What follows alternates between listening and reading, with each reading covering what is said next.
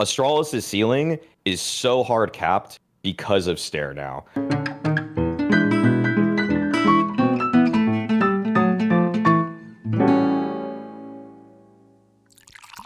This is the newest edition of Snake and Banter, and you would normally expect, obviously we're in this pub setting, that we'd start out with like, how's the wife doing? Is that job giving you stress again? No, we're just going to skip straight into it. So do you know what? Let's start with some spicy point for the show. So we're going to go straight past the good and the bad. We're going to go straight to the ugly section, which obviously contains all the fire usually. And we're going to actually start with Maui. So Maui, what is on your mind, mate? What is ugly about CS right now?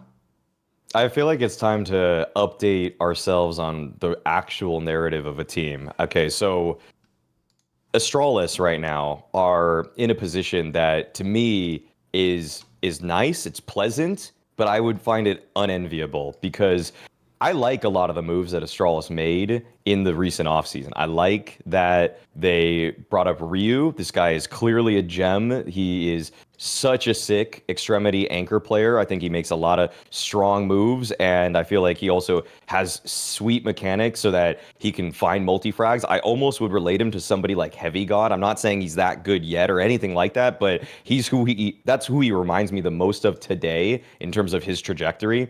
I'd say Fozy is a clear upgrade to Device, which might be a hot take in itself, but I have just been loving everything this guy's been giving. Even prior to when he joined Astralis, I thought I was really loving the form that he was showing, and he is just showing the right level of initiative. He's hitting sick flick shots. He's playing positions that are predicated on him hitting tough shots, and he's hitting them.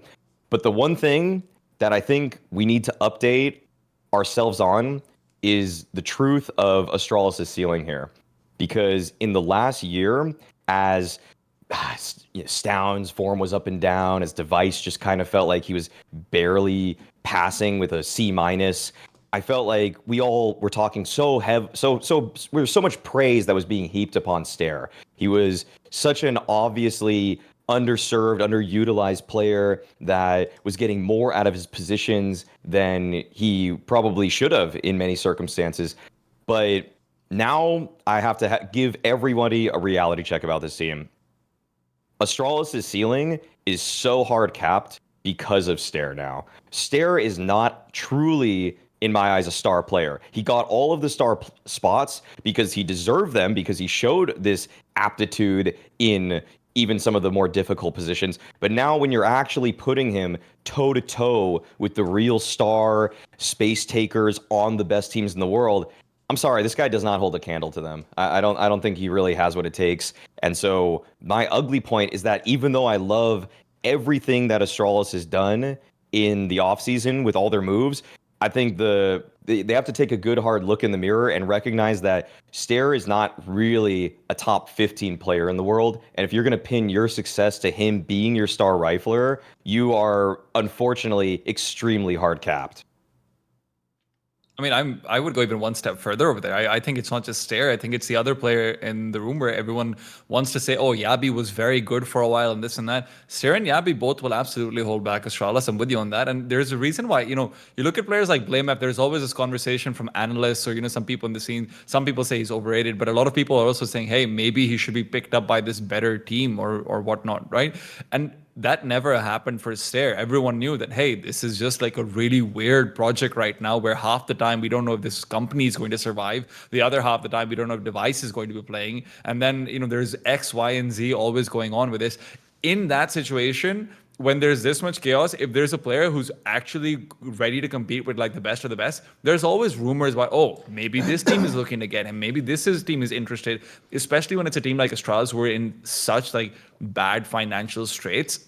So yeah, I think it was inevitable that Staehr would come down a little bit. But the good thing is Maui, like you're saying, Fuzi, I think is a great pickup. I think Rio's pretty good over here as well.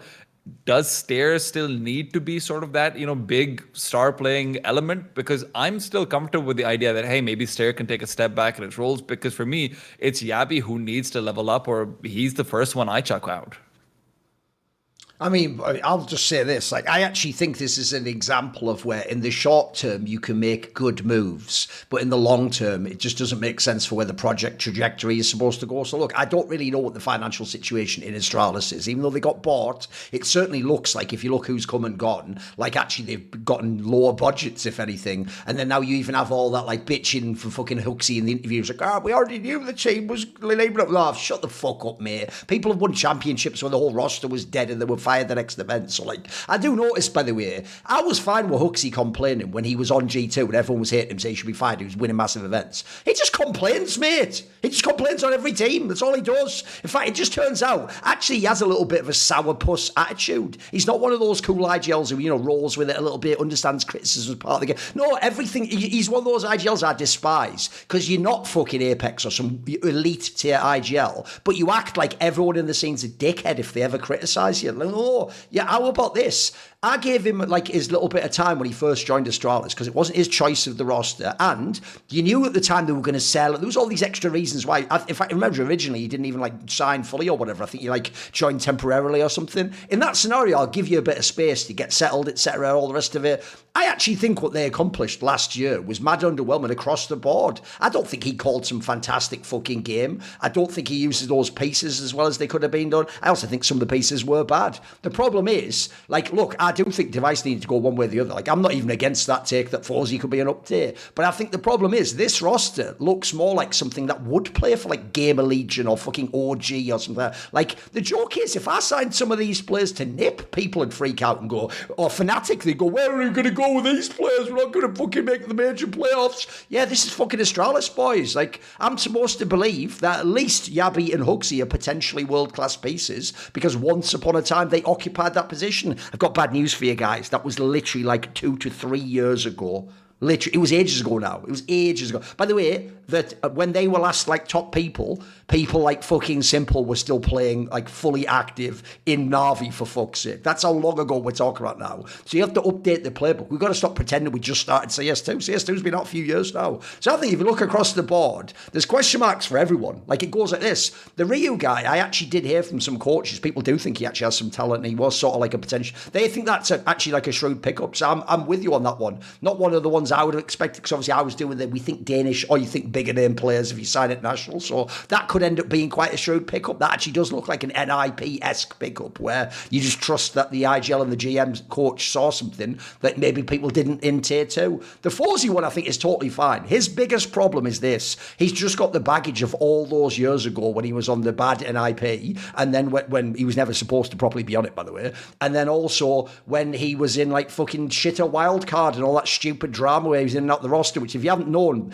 I'll just update people who didn't follow wildcard. He was never ever removed because he was a bad player. They were just doing stupid shit in that team. Like, they had no clue what they were doing. They were removing the good pieces and the bad. Like, the joke is that they were using ChatGPT or whatever. Like, that's not a troll. But the joke of that is that's not that far off what already a massive team orgs and coaches and executives do by reading Reddit. They also read Reddit and believe your stupid ass opinions on Reddit about who's good and who's bad and who's washed, and they actually sign and fucking fire players based on shit like that. So the Forzy one, my problem is this. I think he's earned the step up to a team like this, or an NIP, or a Fnatic, or a big. He's actually good enough to be at that level. His main problem is this. If this team ever makes a playoff, I've said this point a million times, was I not right about Ultimate?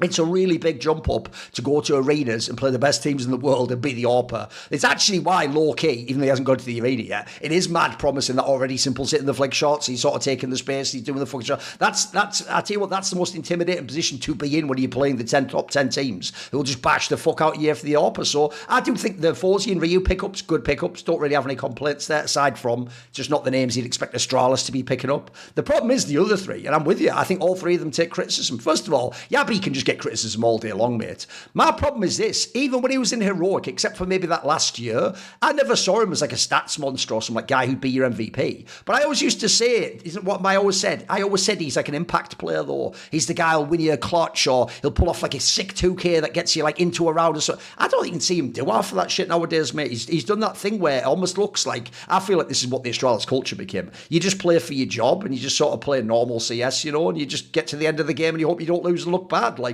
that's different from being the person who like puts it out there and fucking changes the game. I thought before he was like an agent of change, essentially. He didn't have to be the carry. I think he's been washed for like a solid year. And I think the only reason he's fine now is because they were sort of collectively sucking in Astralis last year, and they probably also knew it was the end of by the way, they might have even thought, I'm not even in this team at the end of the day, who gives a fuck, and just sort of phoned it in. And then for the other two, the Staehr one is fair, because even though I don't think he is any worse than he was before, I always used to make that point on Hot Take, Maui, that like he's the best player in Astralis in his role as a way to criticise like Device, fucking Stown, because it's like, bro, you guys are supposed to be the best in Astralis and then be one of the HLTV top 10 players or top 20 players. I don't think, like for me, if this guy had a good team, his best scenario would be like to be 20th on the HLTV top 20. He'd never be like an elite player. But the problem is, in this team, I do think you lack an obvious, like, proven star. There's no one. You're just hoping those other two take the next step up. And then I've already said the Huxley criticism. I think it's just like,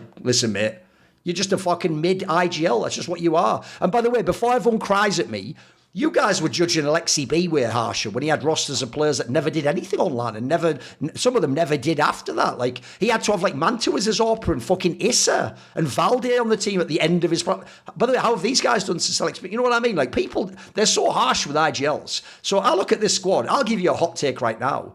Even though some of these players are decent, I will take, even though he just lost to BC game, I'll take my boy Snappy in an IP to outperform this Australia. It's not a hot take point made, but they will outperform this team over this fucking season. I don't even think that's like a crazy hot take in my opinion. Like, they look like a team. This looks like an all right group of players thrown together. And I'll tell you what, I'll be fair and I'll put some stakes on that.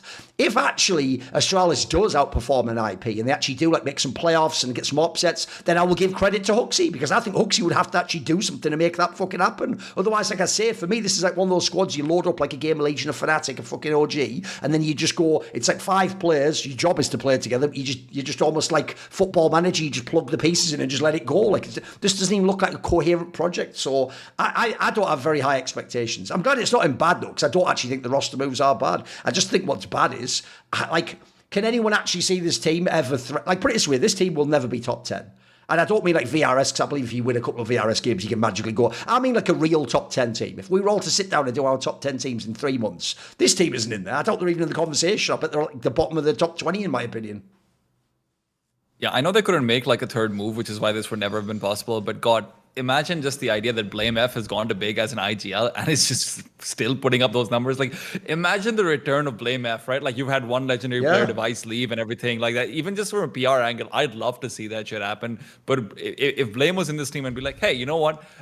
I could see this being like the same place it was last year, which is like 11 and 12, maybe threatening 10 if maybe, you know, Yabi becomes good again or Ryu becomes like a step up player and everything. But yeah, unfortunately, that's probably never going to happen. So. By the way, I'll even tell you, I'm pretty sure Blame F would have said yes. He's actually not one of those guys like me who'd be like, fuck you, you kicked me out, I'm never gonna... He would just say, he's actually just a fucking gamer, mate. But the joke is, even though, yes, these players in his teams have gone, you have to build the whole game around him so you can frag. Well, that's better than all the players in your team at the moment, mate. Like, that's the difference. Like, well, I'll take that as a problem to solve, and then we'll figure that out down the line. You know what I mean? Like, well, if you're telling me he's guaranteed fragging, but he just has to be played around a bit, you know what? I'll take that. Like, right now with what you've got. That's the thing, yeah.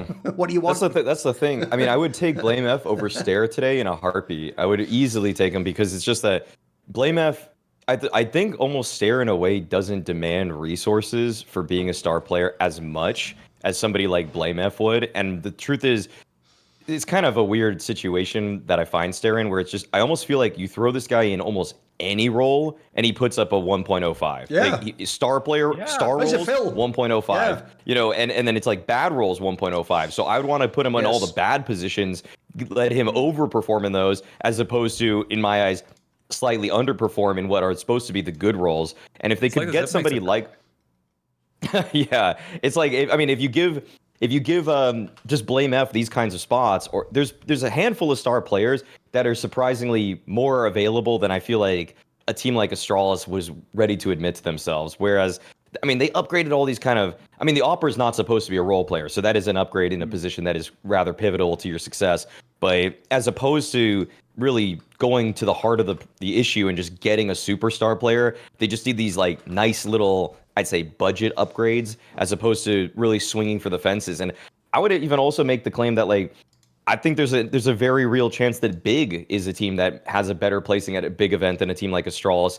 in the next coming 5 months, which is just, I mean, this team is fighting for their life right now in tier 3 lands in Europe. So that's another hot take where it's just that because they have the outline superstar, it's just so important in CS2. Obviously, with how Falcons has showed us, you can't only have superstars. You have to have some level of teamwork and chemistry. But I don't think you really even have that high of a ceiling if you have no player who can just completely pop off the page, or at least you can't win on a regular basis, at least with that. By the way, I have one, since we're on ugly, I have one little addendum as well, because I just want to give people food for thought. If we're going to criticize a team like BC Game for their cynical move picking up a VRS core just to be at tournaments, how do we not criticize Astralis for keeping a VRS core just to be at the tournaments when it doesn't make sense? It's the same thing. Like, what is that? Like, at least BC getting paid millions for the fucking team. You're just sitting on a VRS call that, by the way, I do not believe you actually think is what you want. I don't believe they look at this squad. In fact, you could even argue, I'd love to know the behind the scenes. Maybe I'll reach out. I'd love to actually know, did Magus get fired or did he leave? Because I even wonder on that one, like, were you really sat there going like, right, short straws, lads? Hey, tell you what, fucking Jabby and, spoiler, Huxley's already got the longest one. Between you and Magus, mate, you got it, Magus. Sorry, mate, you're out. Like, I wonder about that one because I look at this one, again, it's like, if you could actually do what old CS was, you probably only keep Staehr and Huxley, and then you have someone else in that fucking Abbey position, and you get another up-and-coming player or rifle, and then you maybe have a roster. But for VRS, you have to do this. You have to be in the tournaments. I get it, but I'll just say, if we're going to criticise the big dogs that do it when they signed the Sangal cores and the SAR core, well, then also let's criticise people who just hold on to a VRS core only to be in tournaments. Like, at the end of the day, that's good for the business of the team, but it's bad for CS to watch, though, because you have a team in a tournament who's not that good.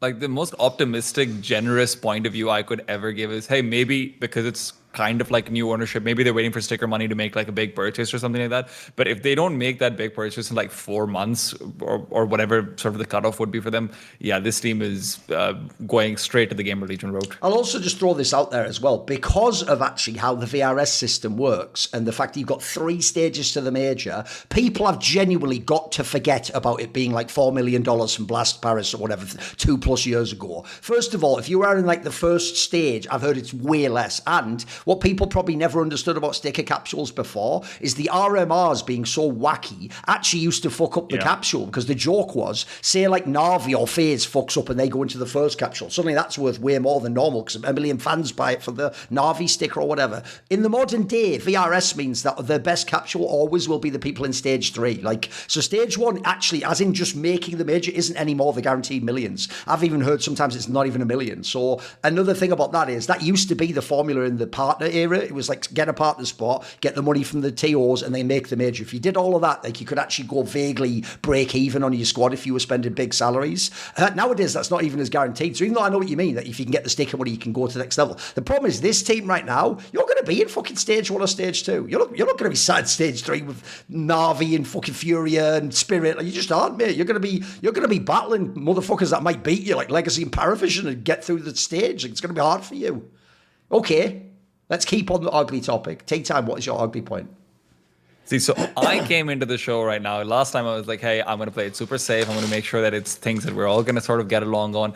This time I was like, you know what? I'm going to end things on my ugly, where maybe it's going to be a little bit more of what I think more than anything else and whatnot, right? Like, it's how I sort of frame CS. I didn't realize that we're going to be starting with the uglies. I didn't realize it's, back to my teen years where I have to graduate to the baddies. But hey, it's fine. We're going to get there eventually as the show goes on.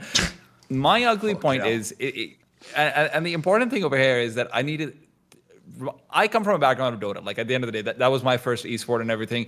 The way I always thought about Counter-Strike's like sort of metagame is that there's, the micro metagame, which is, stuff that people are going to talk about, like, oh, are you pushing early, or are you doing this, or are you doing that? But what I've always thought about, like, is like sort of the patch notes of Counter-Strike is roster moves. And I think that the VRS, like, sort of money that's been received and everything, we've seen so much more transparency. We know that there's actually, organizations just by virtue of playing, not including sponsors and everything, are still making a couple of $1 million towards like the upper side of things, including sticker money and VRS and everything. I think Messi also made like a Twitter thread where he explained there was about $16 million paid out or something across 2025 at some point.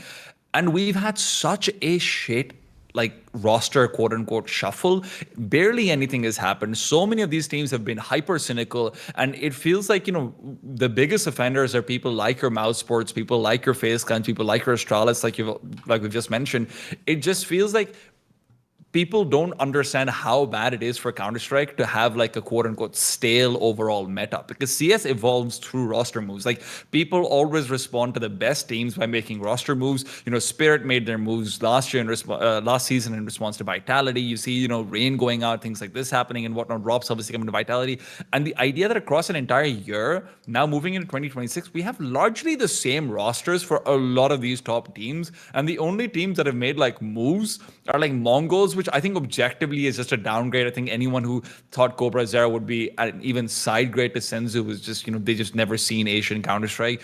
You're looking out towards Spirit, who again, kind of a weird side grade. We don't actually know if it's going to be better or not. Vitality is the exact same team. They should still be seen as a dominant force and whatnot. Like, coming into 2026, do we change the narratives, like the large overarching narratives that brings casual and medium level fans of Counter-Strike back to the game every single spring season? Is there anything different? Like, it just feels like everything's the same. And the reason why this is ugly and not bad is because I get that it's because a lot of teams just can't afford buyouts, but it just makes it worse that we've seen the millions of dollars that they're making. And now it's sort of hitting like, oh my God, how screwed is the CS economy, that even after making all of this money, even after, like, for example, Mouse Sports in the HLTV article saying that they had like options of being able to, introduce buyback clauses for cheaper buyouts and whatnot and things like this. Are we still remaining to this hyper cynical version of CS where, maybe it's financially, maybe it's just people are risk averse? Why is this not sort of happening? It's just a mess, which is going to, I think, very seriously impact viewership and interest in the first like 3 to 4 months of Counter-Strike this year. The moves are, I'd say, the frugality of so many of the teams, I feel like, is kind of, it's one of the, I'd say, lasting effects of what happened with just everybody's salaries getting blown out of the water. Everybody's just like, the finances and everything are still almost predatory in nature with how so many of the orgs just have these exorbitant buyouts. I mean, we talk about the Brazilian scene as having bad buyouts. It's still pretty bad, I'd say, across the board. And so you have these players that are just kind of sitting on the bench. Like, I mean, I think a kind of a new age example of this is the Skin Rave team that had a bunch of the tier 2 North American guys who were, instead of just letting them play, the organization benched them. And so they aren't competing, but they're also just there for buyout, and I don't think they're allowed to compete. And it's just such a stupid it's just such a stupid position to be in, that there's players that are just practically in jail that have to just sit out the rest of their contracts in a bench clause, and they don't have any reasonable means for leaving them. I just think that the way that this scene has gone, there just weren't the protections that were necessary for the players, because I think most people just jumped on the idea that if they get a salary, then they'll never get benched. And I don't think people think of the next step necessarily. And so they have these extremely predatory contracts that are just pricing them out of actually moving to a team where they can be competitive and do what they want to do at the end of the day, which is just play more and play for a team that's more competitive. It's pretty it's kind of heartbreaking, actually, because you would just want to see everybody shuffle around. And that was probably one of the few better aspects of the earlier days of Counter-Strike, where as people would just move around a little bit more fluidly between rosters, sometimes through slightly nefarious ways. Like if there was some kind of blocking for tampering, then I think that people would have gotten really like the league would have just fucked up a lot of people at this point. But this is this is, I guess, where we are as a scene right now, that the costs are too high to buy out the players that certain teams need to upgrade the positions that need to be upgraded. And so they're just sitting on their hands waiting for an opportunity to arise, which is why I think it is kind of wild. And Yanko brings it up a lot, the fact that Vitality got ROPS for free. It's just because it's also so rare that anything like that is even allowed to transpire, when so many orgs are doing, generally, I guess from their perspective, a good job of locking in their players. I mean, my biggest problem overall is I just look at the scene and I do think a lot of teams are just looking at it like the margins on an Excel sheet. And they're thinking, like in this case, what they're thinking is, one, does the buyout guarantee that I get success? Like, mate, you're in pro sports. There's no such thing as guarantees. Like, the joke is the only guarantees that exist in pro sports beyond free agency, which is very rare that you let a top player go into that, is when you sign like one of the absolute best, like 5 best players in the world. And in every sport I'm aware of, you have to overpay to do that. That's why it's guaranteed. Like, yeah, you could buy Donk. It just might cost you $10 million. Like, so at that point, it doesn't even make business, but you win. So if you're going to do a move, there's always gamble involved. But what's the old saying? Like, you got to spend money to make money. And the other reason why it sucks is temporarily they're going to get away with it. And here's why. Because loads of them, I don't think they did a cartel behind the scenes, but too many of the top 10, 15 teams that are ranked at the moment just held position. Well, luckily, if you all hold position, then you don't essentially lose out by not spending money because the other teams don't overtake you. Like, yeah, you're going to have Paravision who it turns out is better than expected. Maybe, I don't know, maybe one of the teams I just reference like an NIP, maybe their signing boosts them above you and they sort of like nuzzle their way past you. But you go and look at the top 10 teams, most of them know we will probably be top 10 if we just keep this roster. If we are like the NAVIs and the phases of the world, we'll probably still be fine. We'll probably, we'll be in that stage 3 still or stage 2. We'll have some tournaments where we make some playoffs, we'll make a run. My problem is this though, I do not believe, and in theory this is what any decent sized org should be thinking. I don't believe these teams have made moves that they think gets them to the championship. I don't even think they would say it now if a PR answer, but I mean, if I could like fucking strap them down and give them a truth serum and they had to answer honestly, they wouldn't say, oh yeah, I kept the same roster because this season I believe Navi will sweep the fucking trophy. No, they don't. Their whole shit is like, can we improve a little bit? Can we get a little bit of growth out like Makaze? Maybe we can tighten up our map pool and then hey, we can be in a few finals. Hey, maybe we can win a PGL. I think that's like the thinking right now. And then it's like, I even think, this is where I'll say it's also ugly. I genuinely think that a lot of these teams that needed the moves have just done that thing where it's like almost like a kid, like, I'll do my homework tomorrow. Their whole thing's like, after this season, tell you what, after I am Cologne, then I'll definitely make a move. And you know what? And it's like, mate, you make the moves now to get ahead of, like I say, all the other teams that don't. And if you did, by the way, the reason why I pick out teams like a NAVI or a FaZe or a Liquid is if you'd have made the right move and gambled right, yeah, it could have fucked up, but it also could, I think, have taken you past the Auroras, the Mouses, a bunch of you could have thought that maybe even an RV, maybe you could actually have immediately risen in season 1, and by the time we get to Cologne, you could be 5th in the world. You could actually be in with like a dark horse shot to win the whole thing, which is surely, I'm not saying if you're like FaZe, you have to already have the roster that definitely would win the major, but there has to be like a chance. I have to believe if this guy plays that way and this comes together and that map gets a little bit, then we're there. Then we're like right on the doorstep and we can win it. So I don't think the majority of the top 10, the top 15 teams did that actually. In fact, the joke is even the few that did don't even look like good moves. Like that Aurora one. I'm sorry, I thought that was at best a side grade, if anything, a downgrade. I think you've actually semi-ruined the team, even if indeed he chose to leave. By the way, spoiler, like that Kassad joke about not trusting the player. Why do you think he chose to leave? Why would he choose to leave one of the best teams in the world? Maybe reflect on that. Look in the mirror, ask yourself a deep question about why a guy who, I mean, that even implies to me, I'd actually love to know what Jota thinks. Does that mean he thinks he can get an international team that can be as good as Aurora? That would be a hell of a fucking indictment, mate. The whole point of that team was it was a super team of Turkish players, and actually, when we're on our bullshit, we can be a Mongols and win everything. It implies he doesn't believe in that anymore. But as Kassad said, if you are a soldier who has been sent out into the minefield over and over again, yeah, it's understandable you won't trust the general sending you over because you all died every time. Like, I can't lie, even though as always, Maui, whenever it's political or military based, I hold my breath for a second. Where's he going with this? But you know what? I'll give the boy credit. He does stick the landing quite often. He does. Oh, thank God, 10 out of 10. He's stuck it. The back was proper. Whew, that could have gone so badly for all of us, but he landed it anyway. So I agree, actually. I think it's really bad. And unfortunately, I do think, worst of all, it's cynical. I don't think it's that they're looking at these rosters and they just disagree with us and they think all these rosters are fire. I think, actually, it's tied into the Astralis thing. I think people are just keeping the core and just going, yeah, I'll just wait and see.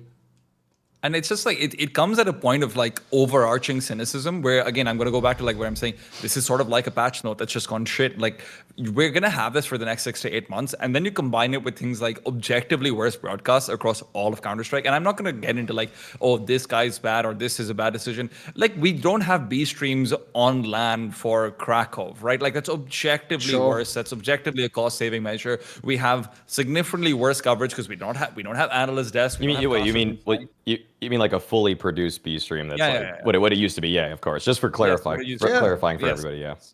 Right, because once upon a time it used to be like both streams. Yeah, they used to have like 8 analysts at these kind of events. Yeah, and also like even for casting, I will tell everyone, casting over like vMix at home adds so many issues because there's like a 2-second delay no matter what you do. It's just unsolvable. Yeah. There's all of these extra problems. Even if you listen to like the audio profile, a B stream sounds so much worse in every single way because even all of the extra production things they do to make guns sound better and this and that, like production is getting worse.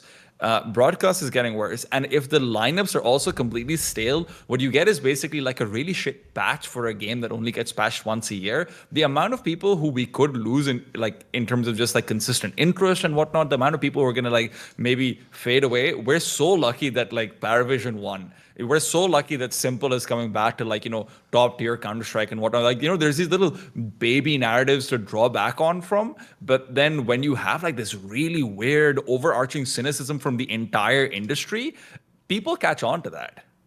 I'll give you one more angle as well. I've just remembered it. On the whole signing thing, this is why I also agree it should be ugly and not bad. Because actually, fucking another thing about that is the buyouts are crazy. Like, I'll give you the example that told me that this scene has lost their motherfucking minds and they don't know anything about costs. One is when Fnatic signed Jambo last year and everyone heard it's 700k, everyone laughed in their faces. Right, you just don't know the industry. You literally don't know what you're talking about. When everyone says, by the way, are you ready for the joke if you're a fan who didn't follow the scene and didn't know about the team he played for? You know that whole thing of like, just get a Molodoi.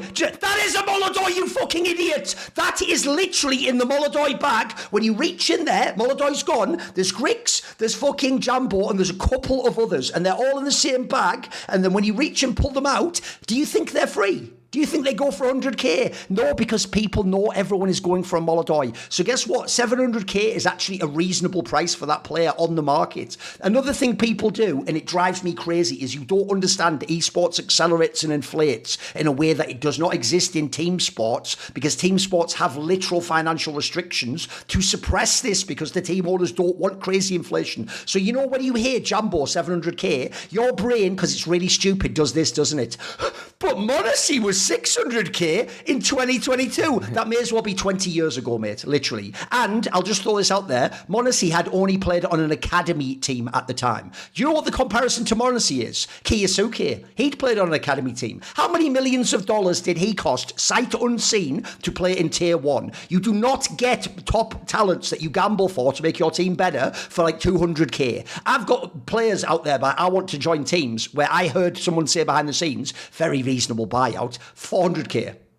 Like, that's for players that you don't even think of as top players who would ever be on a HLTV top 20. So the money is crazy that you're asking these teams to spend, but it's also that's why you have to go for it. And if you want to win, you're going to have some balls. You're not going to be able to make what on paper's like, oh, it's a really shrewd move. The shrewd moves are for the game legions of the bigs of the world, where you spend a little bit to get like a player who could like be reclaimed, or maybe he's a little bit better than you think. That's not going to win you a championship. If you want to go for these up and coming players, like everyone tells FaZe to do it all the time, mate. Is FaZe actually going to have the balls to spend $1 million on a player that you don't even think's HLTV top 30? Because that's where this industry is at the moment. So it's a bit rough. I don't think people realise. Like when people donked on that one, I was like, oh, that seems fucked, because the fan perception of how much a player, they still think like a cheap player is going to be 100k. In what world? In no universe. Like that, I would be shocked if any player you've ever heard of would be 100k. That's why also it is OP as fuck. This is why I'm kind of sick of this detail too. Oh, we're going to praise Vitality for just getting players free over and over again because FaZe fucks up their business. In any sane world, any other team would never. That would be a minimum. That would be like, listen, at the end of your contract, maybe it'd be a few 100k, but during the middle of it, that would be millions. Rops would be millions. Twists would be millions of dollars.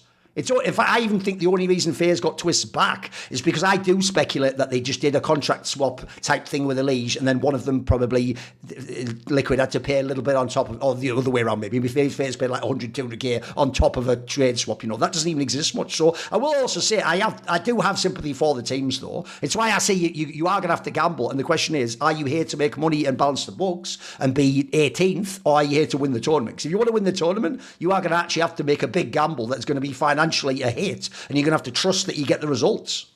Listen up, pay attention, be aware of your circumstances, block out the stupid things that no one cares about, but let in the right information and, ruminate on it. Think about this roster when you're at the gym on the treadmill. Think about it when you're out walking the dog. Think about when you're cooking some food and you're providing nutrition for yourself.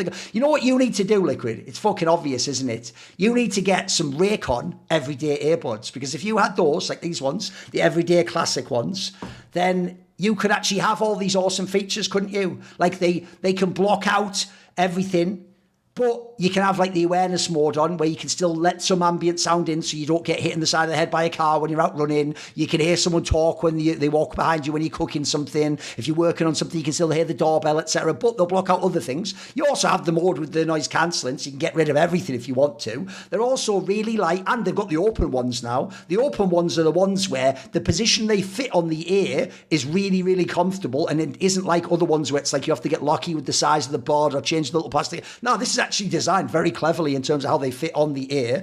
They've also had so many, put it this way, I'm not pretending this is the best audio brand in the world. What it is a really efficient one for the price point on the market. That's the best thing about it. And if you didn't know, they're also really lightweight as well, and they can adapt to any ear size, so they're comfortable. You're not forcing them in there and just getting lucky if it's not the right ear for you. And they have 36 hours of battery life, because they have 8 hours of playtime and 36 hours with the charging case. So once you leave home, you can be good for like over a day and a half at this point in time. You only have to charge them basically once a week if you just use them in normal kind of usage. So the essential open earbuds are here to help you crush your New Year goals. Go to buyraycon.com/snakeopen to get 20% off site-wide. That's also why the price point makes sense. Thanks to Raycon for sponsoring. That's buyraycon.com/snakeopen to get 20% off site-wide. Yeah, okay then, boys. This actually leads perfectly into one of my next topics, though. Speaking of up-and-coming talents and people that are good, but unless they've played in Tier 1, they don't exist and no one knows they're good.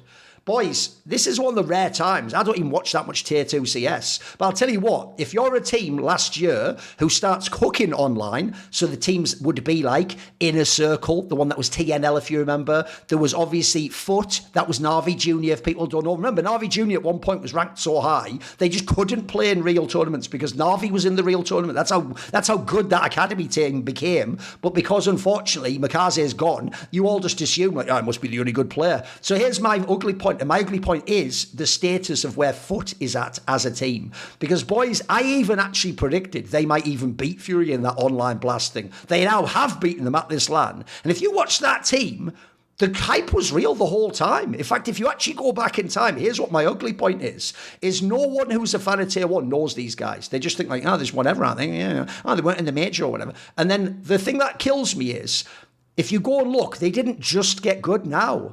They've been like HLTV top 30 for something like 4 months or something crazy. So I'll tell you what I think is ugly. This is the one area where so far we haven't totally adapted to VRS. VRS scores, right, we're going to ensure that the best teams make the major and you get the right invites for the Tier 1 tournaments. You've nailed that, by the way. You've absolutely nailed that. I think you've done that in a fabulous way.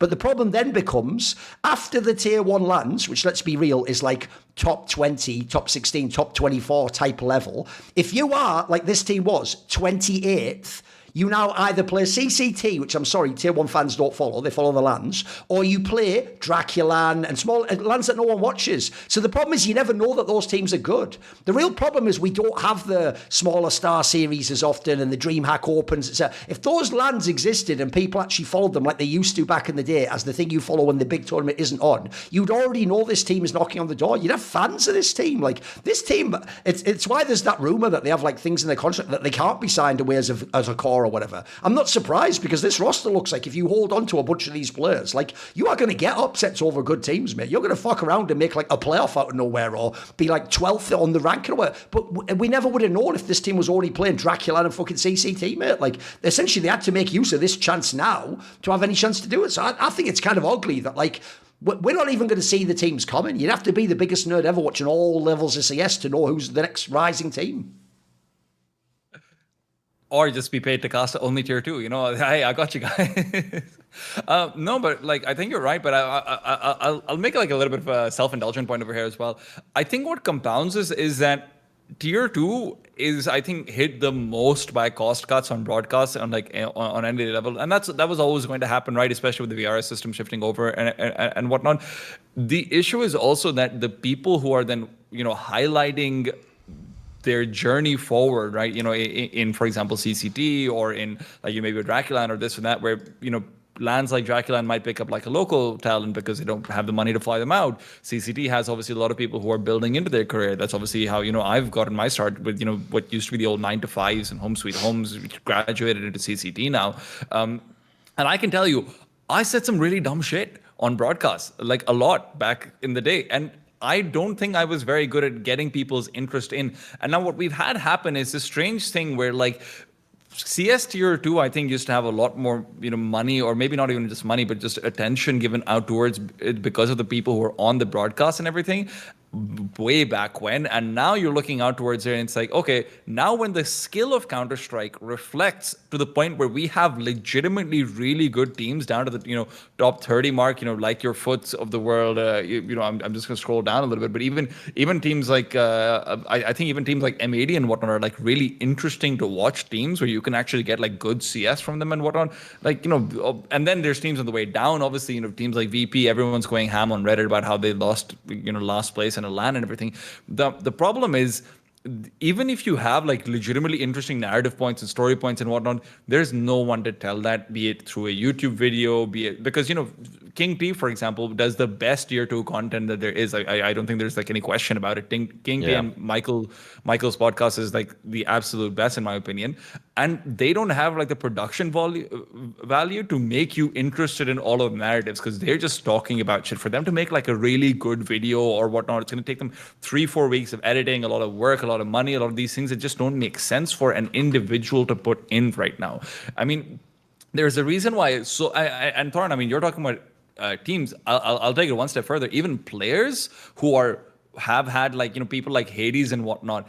People like Hades in stand-in situations and in tier 2, they get lost forever unless they physically carry you to a point where you're at a tier 1 LAN again, and then they're probably going to shit the bed because they're playing a tier 1 LAN after like a year and a half or something. You are never going to hear about them again. Be it teams, be it players, there's this sort of void of tier 2 where there's no resources given to people to talk about their stuff, where it's just treated as a proving grounds that, hey, whoever makes it through, I see you at the major, good luck with that. If you don't do anything good at the major, you're probably going to be shit out of luck because any tier 1 tournament you're going to go to, you're facing Vitality in your first match, right? And you're just going to look bad against them. It's just this really unfortunate situation that we're in here. There's a lot to address here. I mean, I could get to Thorin's point first. Well, actually, I'll work backwards. I'll address some of the things that TeaTime said first, and then I'll go back to Thorin's initial point.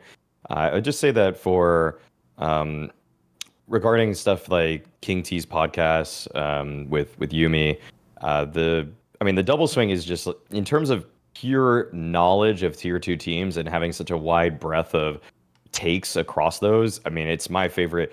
I'll be completely blunt. I think I have more hours watched on it than, Talking Counter and it are like my two 1A, 1B of shows that I listen to that aren't I'm obviously working on all these other shows, but they're my two favorite shows easily. And I'd say that I'd even make more of a point to listen to more of the double swing, whereas Talking Counter, I'm going to just listen to specific topics that those guys talk about because I just feel like with Yumi and TeaTime and not Yumi and TeaTime, sorry, Yumi and King T, I'm so frequently taking in what either of them are saying about a roster, and I'm like, oh, that's a really interesting detail. Let me pry into that a little bit more on my own and see what they meant by that. Is that do I feel that same way when I watch that team play?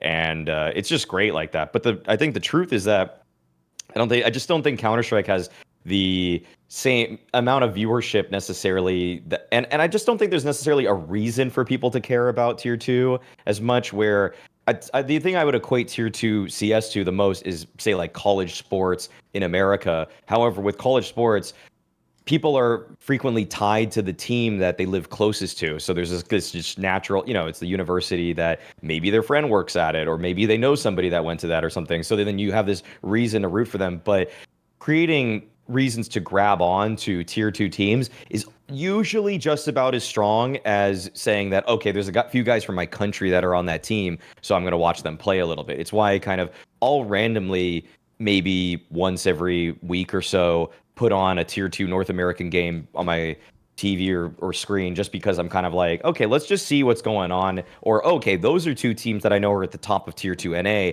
and they just happen to be on at this time that I'm eating dinner. Let's see what's going on over there. But there's nothing that really grabs me when it comes to tier 2, unless I know that this player is usually on the come up, because I don't know, when teams are breaking up and being put together so frequently, that I'm more so looking back at those. And I don't know if say whatever the hell, like, I'm thinking of teams from way back, but like, I don't know if Illuminar is going to stay together for the next 6 months. I have no idea, but they have this one guy that everybody's talking about, so let me tune in for that. So it's kind of like tier 2 stars are the only thing that are driving casual hype for that stuff. And betting, like, betting is obviously the reason the Twitch chats are so toxic on tier 2 matches, is because why else would 10,000 people be watching ranked 37 team versus ranked 51 team? It's because they bet on it. And I think there's a good and a bad with that, but I actually think that at least it's bringing some eyeballs. So I'm not ruling it out. I'm actually totally for betting sponsors. I think it's actually a net positive, even if there are a lot of hurtful messages that are being sent across the scene because of these things. Beyond that, okay, so even moving backwards more, I guess, bringing up talent, that you're bringing up TeaTime, I think that it's actually a bit of a shame that TOs aren't really as forward thinking as they could be regarding this. And I think that the RMRs and the death of them really hurt the chances for tier 2 talent coming up, because it was a very great way to platform guys that knew a lot about the tier 1.5, tier 2 teams, as they were facing off against elite opposition tier 1 teams for fighting for a spot at the major in what was arguably the most important tournament of the year. So that what I think that would be extremely beneficial to the scene is and this could even be seen as a cost-cutting measure, is that I think that TOs, and I don't care if I'm opening Pandora's box, because frankly speaking, I think this would just be really good for broadcast talent in general right now.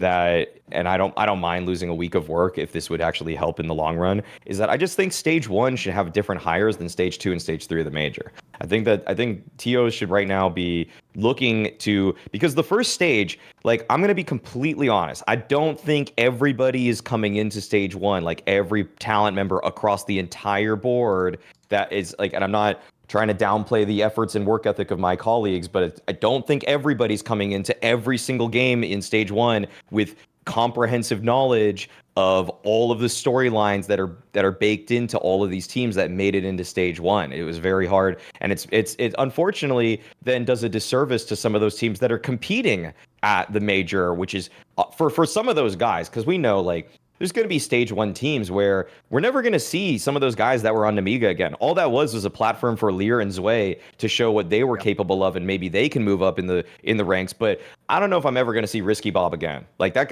might have been his first and his very last major. So no shade to Risky Bob in general. Lear did call him a legend, but that's all I remember about him. I don't remember anything else about him. Like, I remember a quote more than I remember his actual gameplay. So it would be a huge boon to that stage of the major, which is otherwise kind of difficult to wrap our heads around for tier 1 talent, because we're not following what Namiga did for the last 6 months. Whereas when I listen to the double swing and they get somebody like Neokai, and it's Yumi, King T, and Neokai having a discussion about Namiga, there is more knowledge in that single, like, 4-minute bit than any tier 1 talent is giving about Namiga for the entirety of the major. period. Maybe like you can argue that some of the tier 1 talent are better at conveying a message or they're better presenters, but in terms of pure information, it's better on the double swing. And I'm, I might be scalding, but it's just true. So the final point is that Thorin was obviously talking about foot. And yeah, I feel like it's now like been lost in this everything else. That's The joke is, here, we don't give a fuck about them on this show either. No, I'd rather address everything else first. I mean, I think that Demon has shown a lot of skill, but I actually think the guy that I'm watching out the most for is Jugs. I think his crosshair. I think the way he moves his crosshair is just absurdly strong. It kind of reminds me of No Cries. I'm not gonna lie. It's like really strong. Like when crosshair hits target, that dude locks on so well, and it looks so smooth. It doesn't look jittery ever. I just love watching that guy play. When I watch him play, I think I become a better aimer.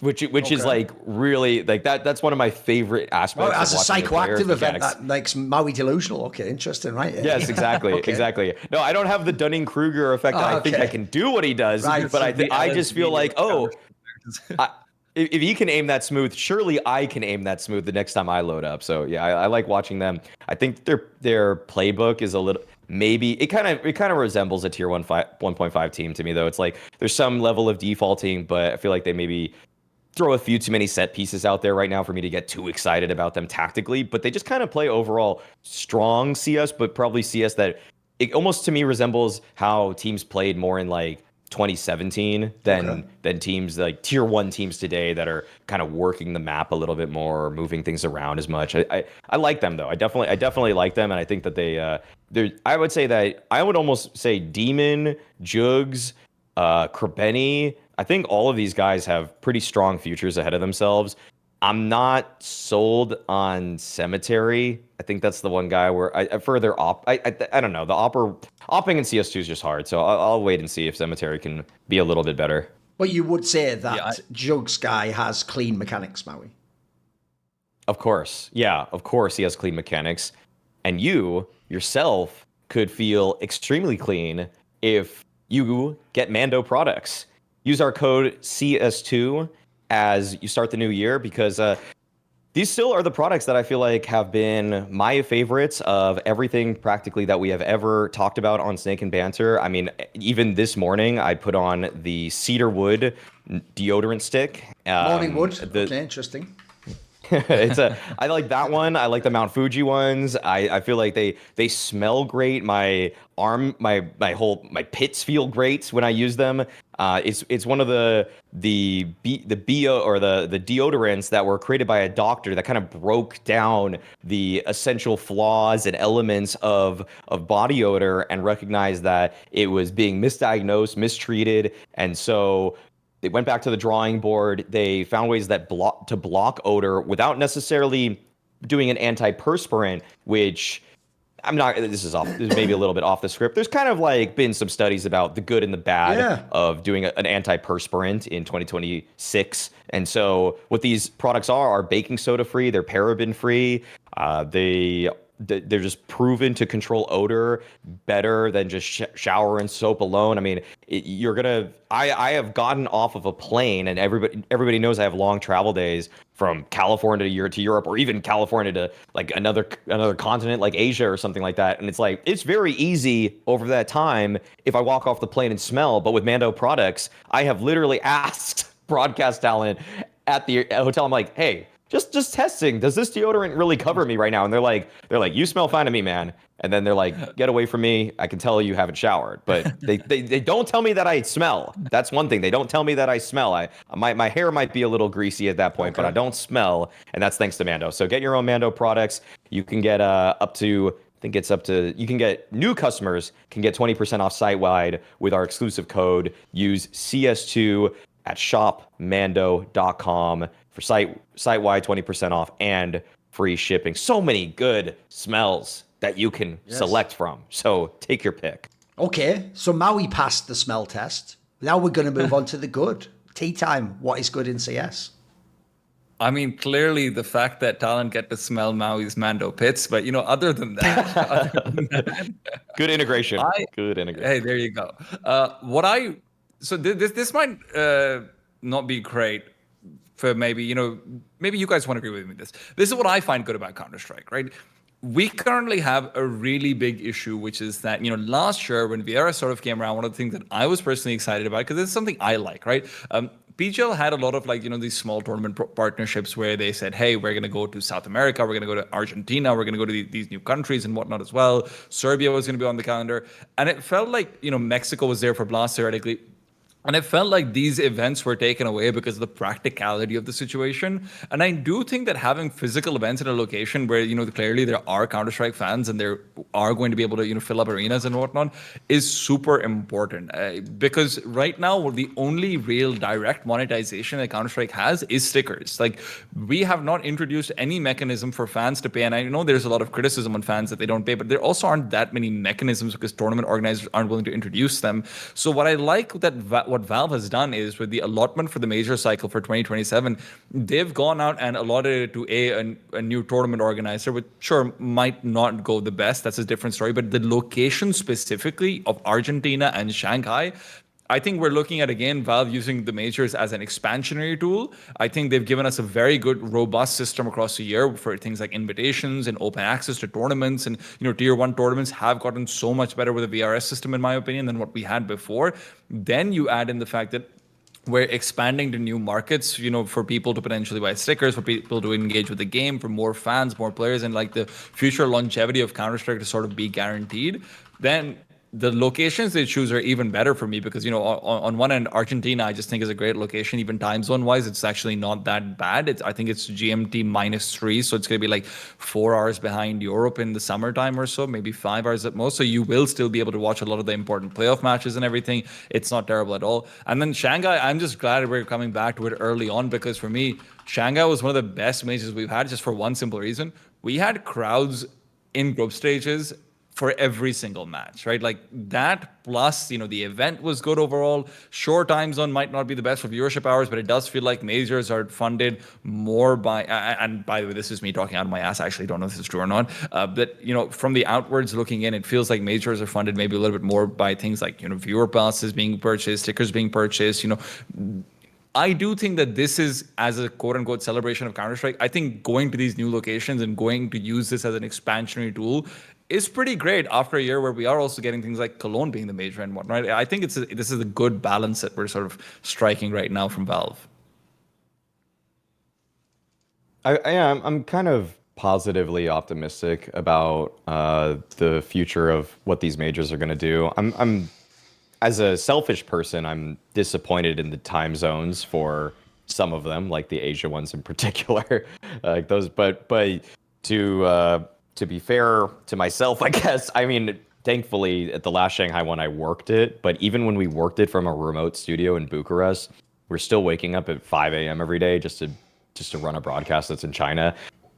Regardless of that fact, and I think that the actual efforts to help, at least boost fandom in some of these regions, the major seemingly helped. I mean, I think the Chinese crowds actually are kind of wildly well traveling. I mean, in Malta for Falcons games, there were a lot of Chinese fans, and I just don't really remember if that ever happened. Even in, say, like when G2 were playing with Nico and Monacy, like Chinese fans weren't traveling as voraciously as they are now to just about any event that they can get to with these guys at them. So I think that some of the efforts have been really positive. I think that, I guess I'll pull back on it just a little. I feel like it's a little bit like I'm a little bit skeptical of the quality of how all of these will look because, I mean, I just worked with Star Ladder, but I think that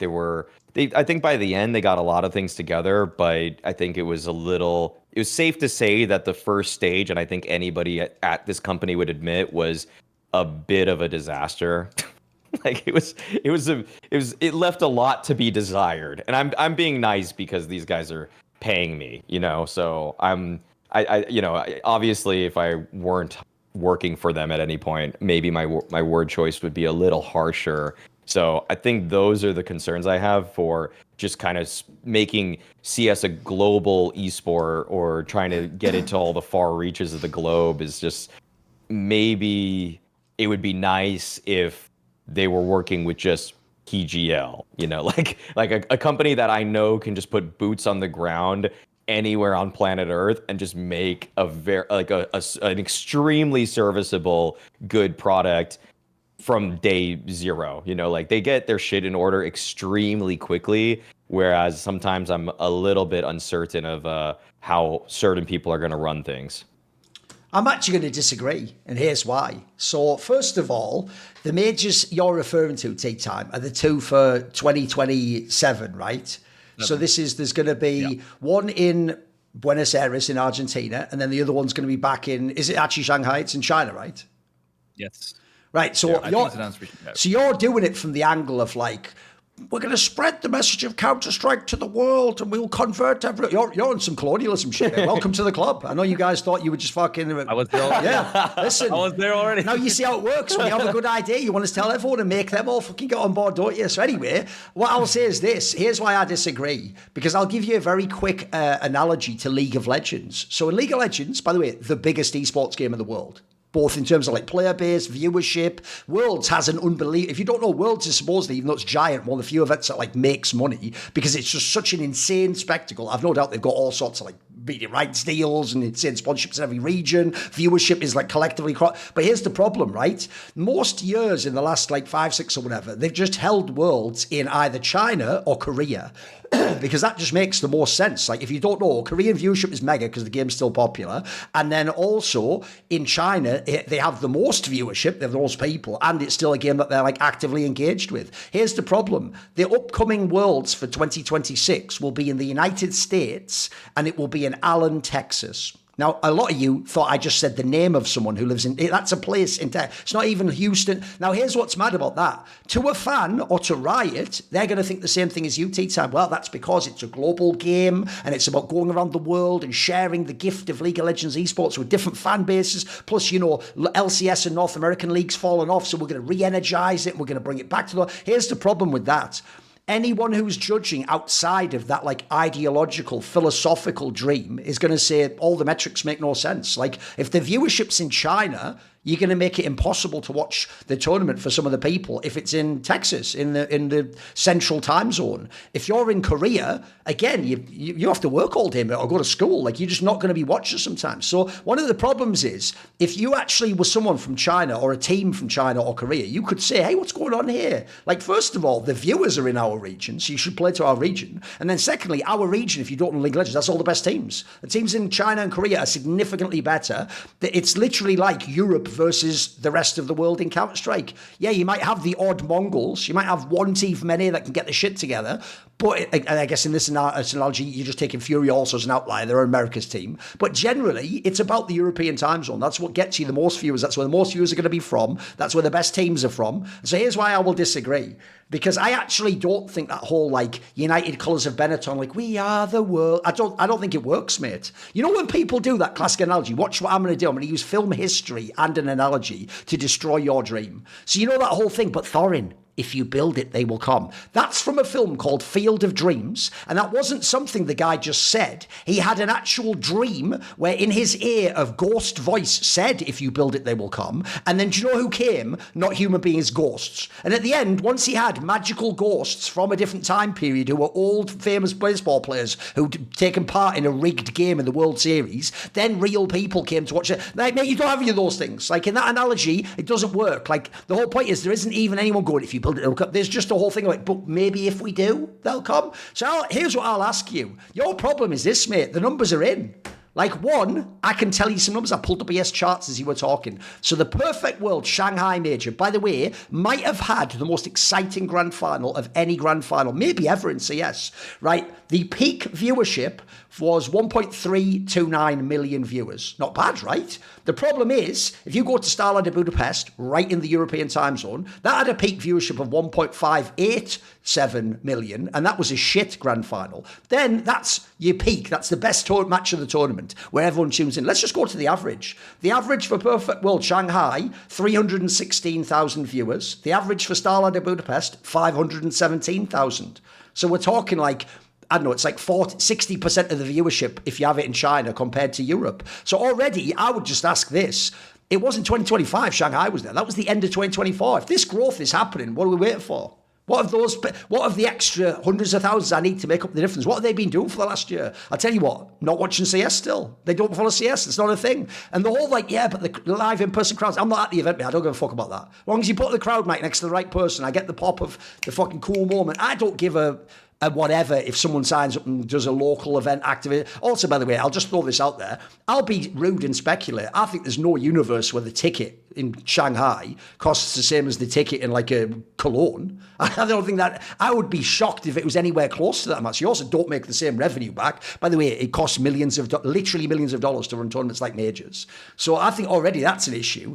And then, as I say, I just don't. For me, I think the number one person, and by the way, I actually hold to this, as I just told you in that analogy in League of Legends. Spoiler, I don't live in Korea. I haven't for over 10 years. I am going to have bad viewership hours if your event is in China or Korea, but I say it should be there because it should play to the largest spectating fan base that currently exists, not an imaginary one. And as a result, if that means I have to get up at either 9 in the morning or something ridiculous like that to watch a game, then so be it. I have to. And that actually is what happened at this last Worlds, if you don't know. Actually, there was matches that would start at 9 or 10 in the morning, and I just had to get up for a playoff match for that because what I understand is, selfishly, I want it to be on my hours, don't I? But I understand it's better for those millions of Chinese people to watch the tournament. That's what the whole esports industry in League of Legends is fueled by, and that's what brings you the numbers that hit your numbers for the viewership, for the sponsors, for all the shit that you need to check all the boxes. So even though I understand your point, it's more of like a meta or an intangibles point around the game and the idea of like, wouldn't it be cool if we could like build out Asia and we could get China and Korea on board? My problem with that is, I've always said this, I don't think that's actually about the game being big. I think you actually have to have like grassroots level. And I'll give you one quick example. There's actually an example of a game that if you've never looked into, you would think is like what I'm talking about, which is I'm a big fan of the game snooker, which is obviously an incredibly like British Isles centric sport. Like the joke is for many years, you wouldn't even conceive a player could ever even make like deep in a tournament, never mind win it.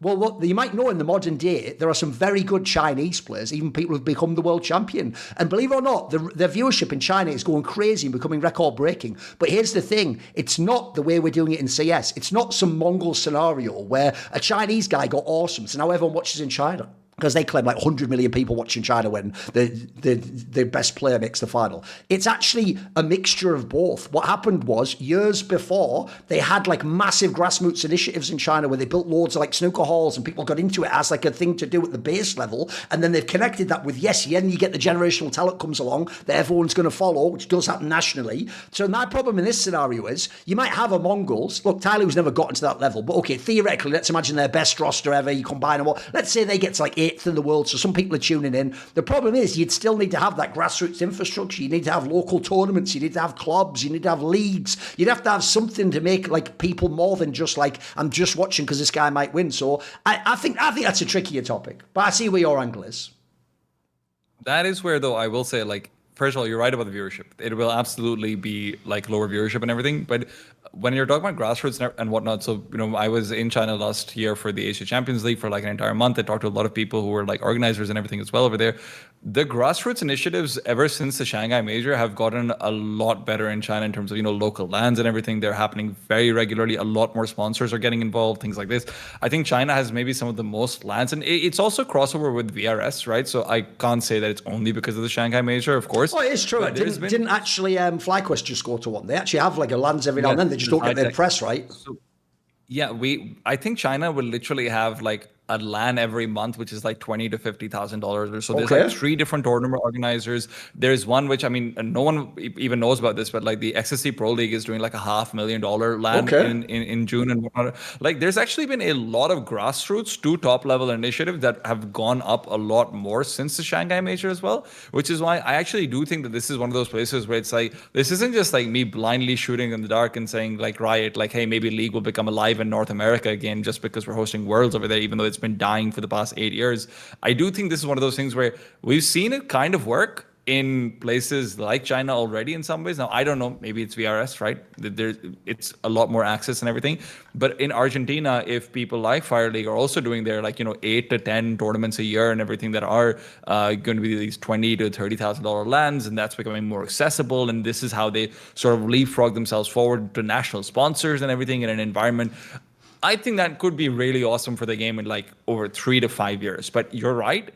Right now, viewership is absolutely going to be crippled over there. And even if, by the way, even if we make these scenes better, I'm the Asian CS guy. I don't think China is necessarily always going to be guaranteed to have like a top 10 team just because you put all this money in. I don't think Mongolia's guaranteed to have that top 10 team. You know, like I'm constantly worried that Senzu's dropped down. Maybe this isn't going to be like a ranked 12 team or something, right? Like I fully agree, but the scene and the growth to the scenes has happened from the Shanghai Major before, so I'm pretty optimistic about this. Yeah. Oh, one last thing as well. Since I will never be working for these people, you guys don't have to say anything. Keep your poker face on. I also just do not think Fire Sports, whoever the fuck that is, should be getting a major. They've never held an event even vaguely close to a major. And remember, I even saw this with Starladder. You can fuck up things with the major. It's tricky. There's so many moving parts. There's so many tech issues that if you get them wrong on day one or something, or a few days, like people remember that shit. People remember when games get delayed, etc. And so my biggest problem as well is this: when it comes to who should host a major, I actually don't care that Valve does this whole bidding process, and they also want to encourage new TOs to come in, and also they like people to bid against each other and say, I'll spend this and I'll do this spectacle. I get why Valve likes that. I just want the majors to be awesome and the baseline to be great. So I'm sorry, I would personally only give majors to ESL, PGL, Blast, etc. Like, I think those people have proven that they've got the track record, they can do it. Fire Spots, for me, it's just too much of a jump up. Like, if I had to guess of any TO that's going to trip over and slip up a bunch of times in the first stages, this would be the obvious one, because they just haven't done something of this scale before. So that's another issue I have with it, is like, how about you do like a fucking equivalent event to a Crackhoof type event before you do that? How about show me that there's a reason? Because I think the jump up's too much. So that's just a specific one to Fire Sports there. Okay, Maui, what is your good point? Even though I just shit all over his good point, but maybe I'll shit all over yours. Let's see what it is. My good point is one that I guess is kind of twofold. One is the actual good part, and then the other is it's good for one group, but that's bad for everybody else. Okay, so the first part of this is that in general, I think that the light change, bringing Anubis back into the pool, and the light changes that it went through have been pretty nice already. It's been just, I think 6 maps of it have been played at Krakow. The overall win rate, I think the T side win rate, if I got this correctly, I think is that it's had a 52.9% T side win rate. It's really close. This is just using top 30 filter after the Blast Bounty event, when every TO had started using the new Anubis. So I think there's actually one map in there of a different tournament, but I couldn't find out I didn't see what tournament that was actually from. But either way, at Krakow itself, it's been played 6 times, including stage 1 and the main part. And in those games, counting the 6 games, I think it was one of them at regulation had a 6-6 half. I think, 3 of them had CT favored, 3 of them I think had CT favored halves, and 2 of them had T side favored halves. So now it's kind of playing a bit more CT sided. There has still been a couple lopsided games that have been T sided, but there's been a few examples now that teams can just hold their own on CT side. And I feel like, just from the eye test, ignore the stats. It's a limited sample size. Things can change over time as well. But even just from the eye test, that the way that they changed mid to put the hole towards the CT side as opposed to just kind of in the middle of the bridge seems to have allowed the CTs more options. It's like the one extra option that it felt like needed to happen to give the CTs something. Like, you could have, I probably would have changed more things around the extremities, but I think that this single change has had a really great effect on just the way that CTs defend. They can stop as people are going through the canals as they try to get towards E-box. I think that the flank plays are really strong as well for the CTs. It just kind of feels like a slightly better jump down for them. Just the way that it's been playing out has just looked. It just kind of like lightly shifted the scales in the favor of the CTs, and maybe it's still overall a T-sided map, but now it feels really good. And this is also, of course, on top of the fact that the last time Anubis was played in the competitive pool, it didn't have the CT economy buff. So there's a lot of things that I think there's a lot of things they could have done. This was one that I didn't consider. and it's a very interesting option. And also the box that's now on the A bomb site just provides enough defense that I think it adds one extra defensive element to a bomb site that was already extremely tough to hold. I know Rops immediately said, like, is this box useful? On Twitter, Rops was like, is this box even useful? This molly is already going to cover it. It's like, not every hit is a perfect B, like an A execute with a perfect molly every time. And the contact plays towards A now can get beaten a little bit easier now by CTs that now have effectively two more spots, because you could play on the left side or the right side of that box. Also, you have an off angle that you could play at the bottom of it. But either way, I think that this is a good overall change. But the funny way I'll just make it, classically Mauisnake and make it a little bit of a negative is like this is giving Aurora a lifeline that they just really didn't deserve. Yeah. Like this is really like they just beat Falcons on this map as we're recording this on Anubis, and I'm just like, come on, like this team needs to make a change, but then Valve gave them this lifeline that actually is now playing into their favor, and it's actually just disappointing because I wanted to see the whole Major or Faber ousting expedited, but instead this has prolonged it. Yeah, I mean, Aurora point aside, my issue with the Anubis was always maybe a little bit different to the idea that it's just too T-sided. I thought the narrative, hey, this is a very heavily T-sided map, was exacerbated because the economy was obviously terrible, and it felt like that was something that people were just generally complaining about too. My problem with Anubis has always been it's this like super execute-heavy map, especially in Tier 2, which is where all my casting is, right? So, but it's also not got a big focus on mid. And Ancient and Mirage, I think, are like my favorite matches to sort of watch and cast between two even teams, because it's pretty execute heavy, but with with how dynamic it is to put a player into middle and how powerful that can feel, Anubis never felt like that to me either. So you have this weird thing where, I mean, it's kind of Vertigo-esque, which is that everything comes down to, hey, I have decided a bomb site as a T-side IGL, and I'm just going to go for a hit at some point. Like, maybe I'm going to wait 20 to 30 seconds. And I don't think that's been solved as much. The evenness absolutely is there. And I do think this has become much more of a CT-sided map because of the A-side box and because of the whole being shifted around. But I just think in terms of viewing experience, I still get pretty frustrated when I'm watching maps where it feels a little bit like unidimensional where the style of play will be. And maybe it evolves, and maybe like this does make like mid more of a focus. I'll be honest, I haven't like sat down and watched demos on how teams are playing Anubis, or maybe I'm just going to be wrong in a few months. But right now, my core viewing experience where that was bad, that's not actually been impacted that much for me. I'll jump in one bit on the Ancient thing, actually, because I've been I turned the corner on Ancient. I used to love Ancient.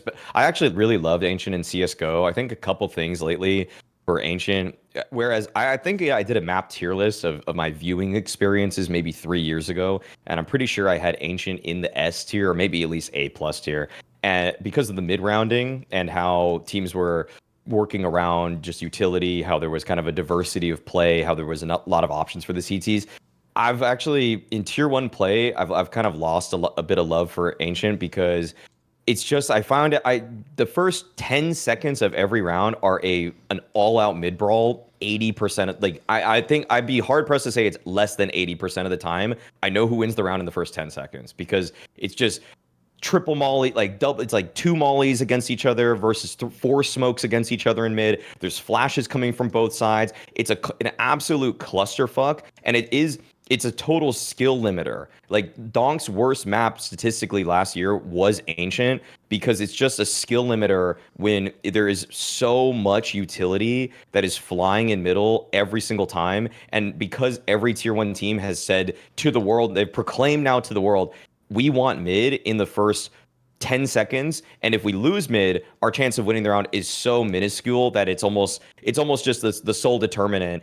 And I think that it's gotten a little bit stale, that it's a map that now plays out in 15 seconds every time. And it's just, and even Donk can't really flex his skill as much on that map versus so many of the others that you would even say are more, like, I'd say, a lot of people still peddle the idea that, Dust 2 is very repetitive. It's very, like, you can't really do a lot, but it's like, at least there's a lot of skill expression on that map. Absolutely. Whereas Ancient is just, and that's something it'll always have for it, that Yes. shooters are going to shoot super hard on it. But now I don't even necessarily feel like even the most skillful players are really able to flex on Ancient. And I kind of feel like it's actually I would love to talk to them as to why Apex over the long run has banned Ancient for Vitality. But my guess now is that it's just a giga clusterfuck in mid, and you don't want to send players that are more cerebral, can make good mid rounds, can exercise like their own individual flow charts in a round when so much of the round is determined on just a singular mid fight every single time.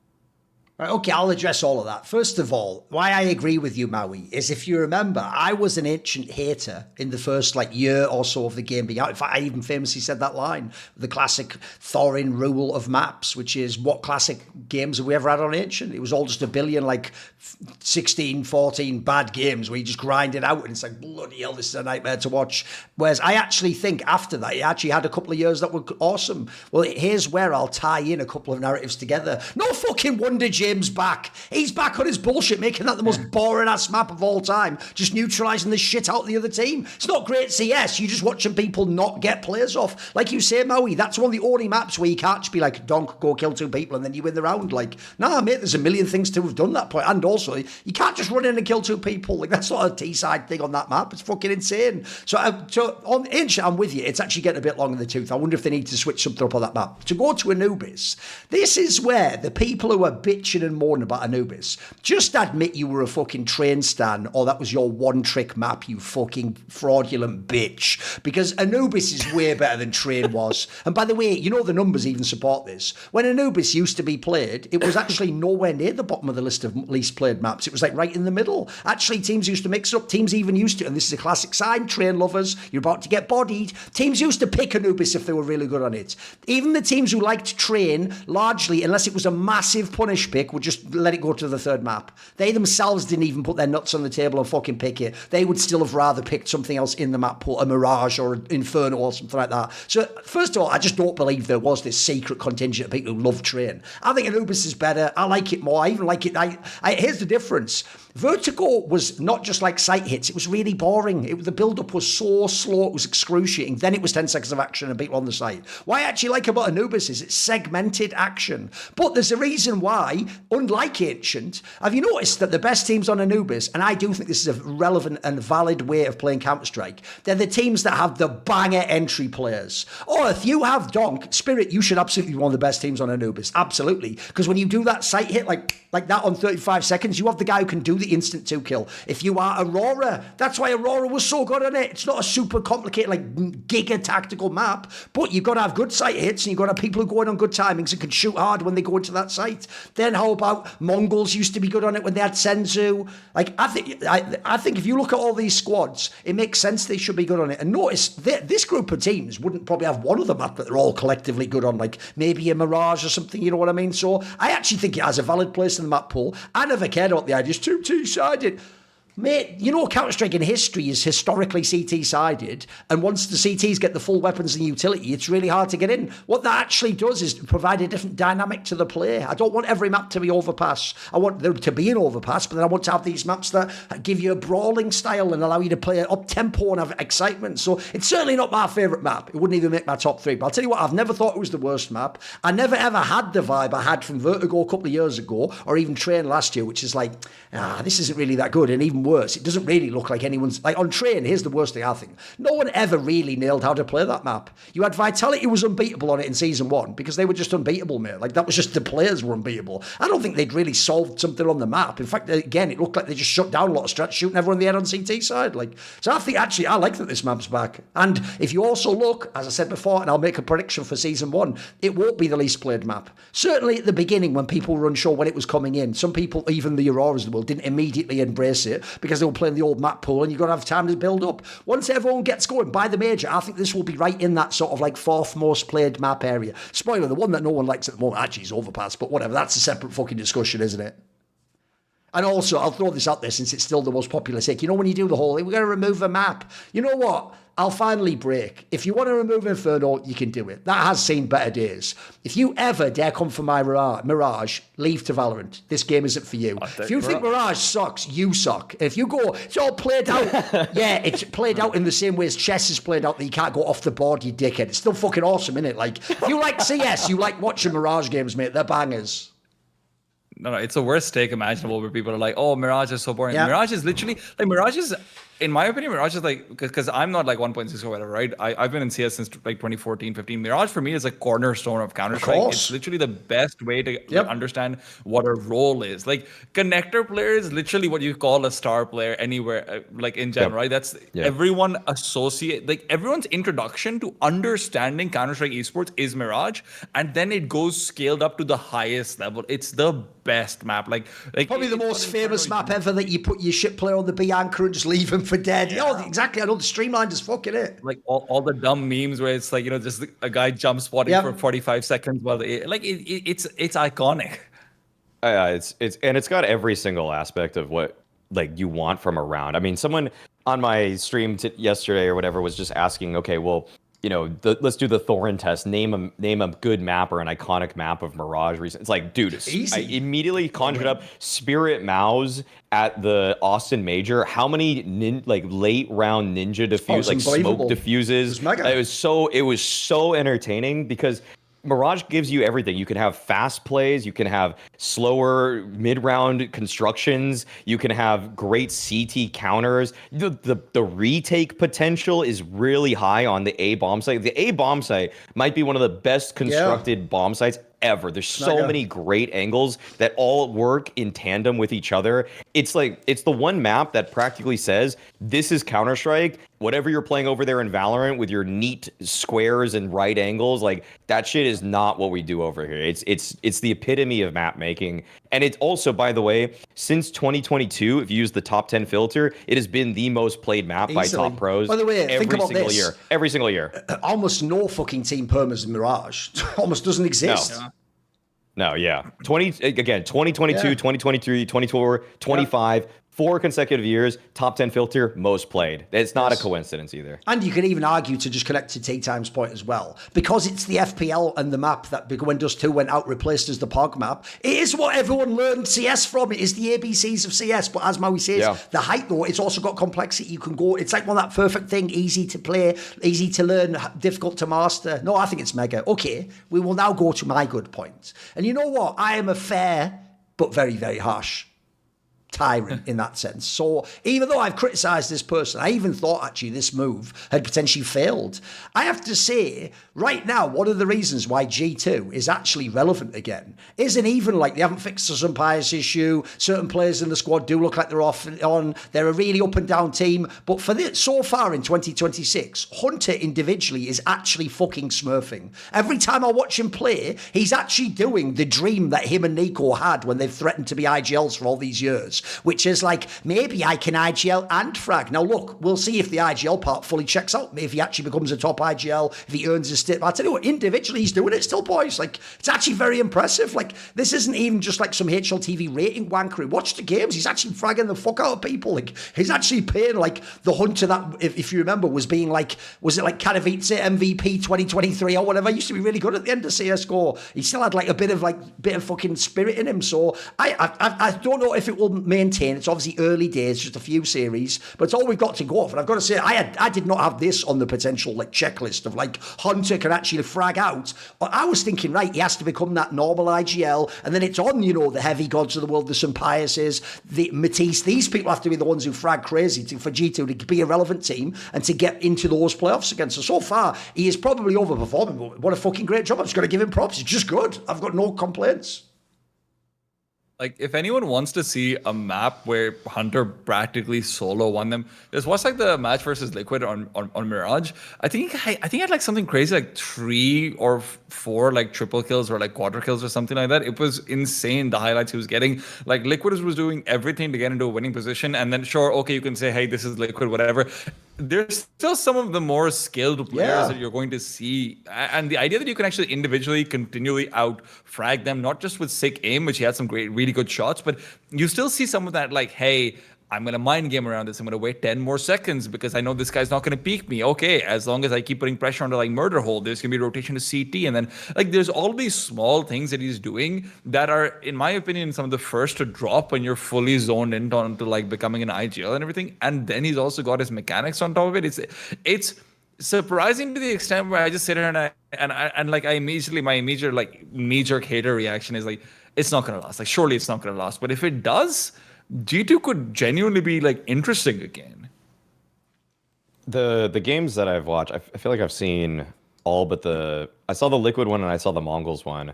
The way Hunter is just reacting in the mid round is like when he was playing on G2 with Nico, where Nico would take point first, or somebody would take point, and then he would just be that mid round incision or the late round closer. He's doing all of that again. It's sweet. I mean, it feels like he's entirely in the zone for just understanding when he needs to press on forward, when he needs to create a win condition.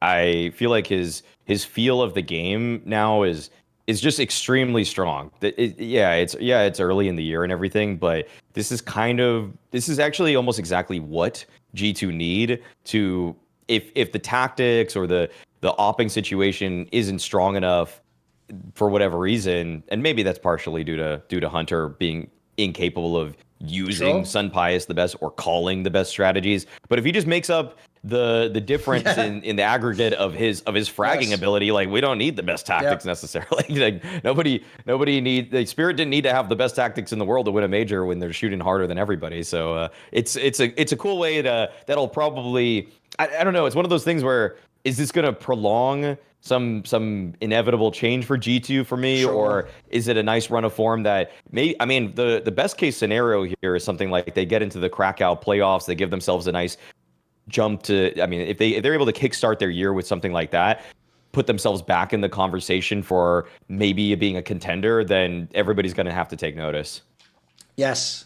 Now, you know what, guys? Normally, when we have different offers for you, normally it'll be something like, you get X% off, or they'll give you, they'll match what you do. Well, actually, if you want to play at Prize Picks, they have a mega offer, because after you've completed just your first $5 lineup, they will give you $50 in lineups to play after that. So they're doing like a 10x on this one.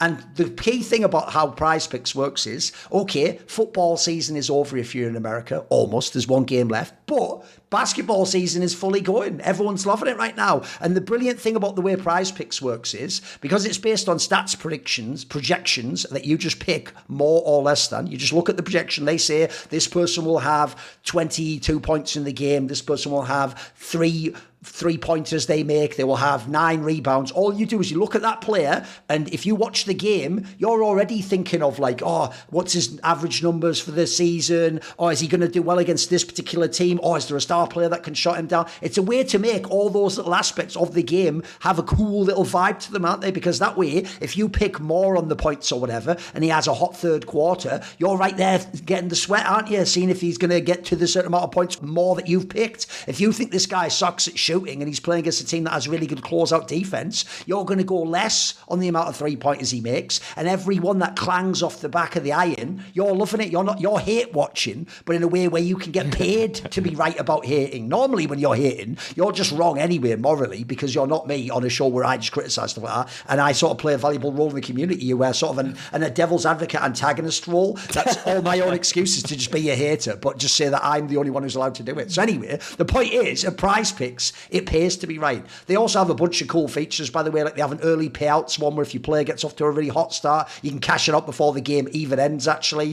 It's so easy to use. You can do it in like 30 seconds. You can set your lineup. Also, you can basically pick the same player in a bunch of different categories. You can stack them. You don't have to just do points. So if you're a big fan of, I don't know, pick Wemby or something like that, you can pick him to be rebounds, to be blocks, to be points, if those are the stats prediction of. So it's easy to do. You just download the Prize Picks app today and use code SNAKE to get $50 in lineups after you play your first $5 lineup. That's code SNAKE to get $50 in lineups after you play your first $5 lineup. Prize Picks, it's good to be right. And on that, I can very much agree.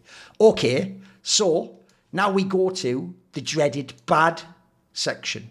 See, we're actually, I would have even done some shit joke about like hyper bad or something there, whatever, TeaTime, but I couldn't figure out how to workshop it in there. But what is bad at the moment? What don't you like in CS at the moment? What don't you like?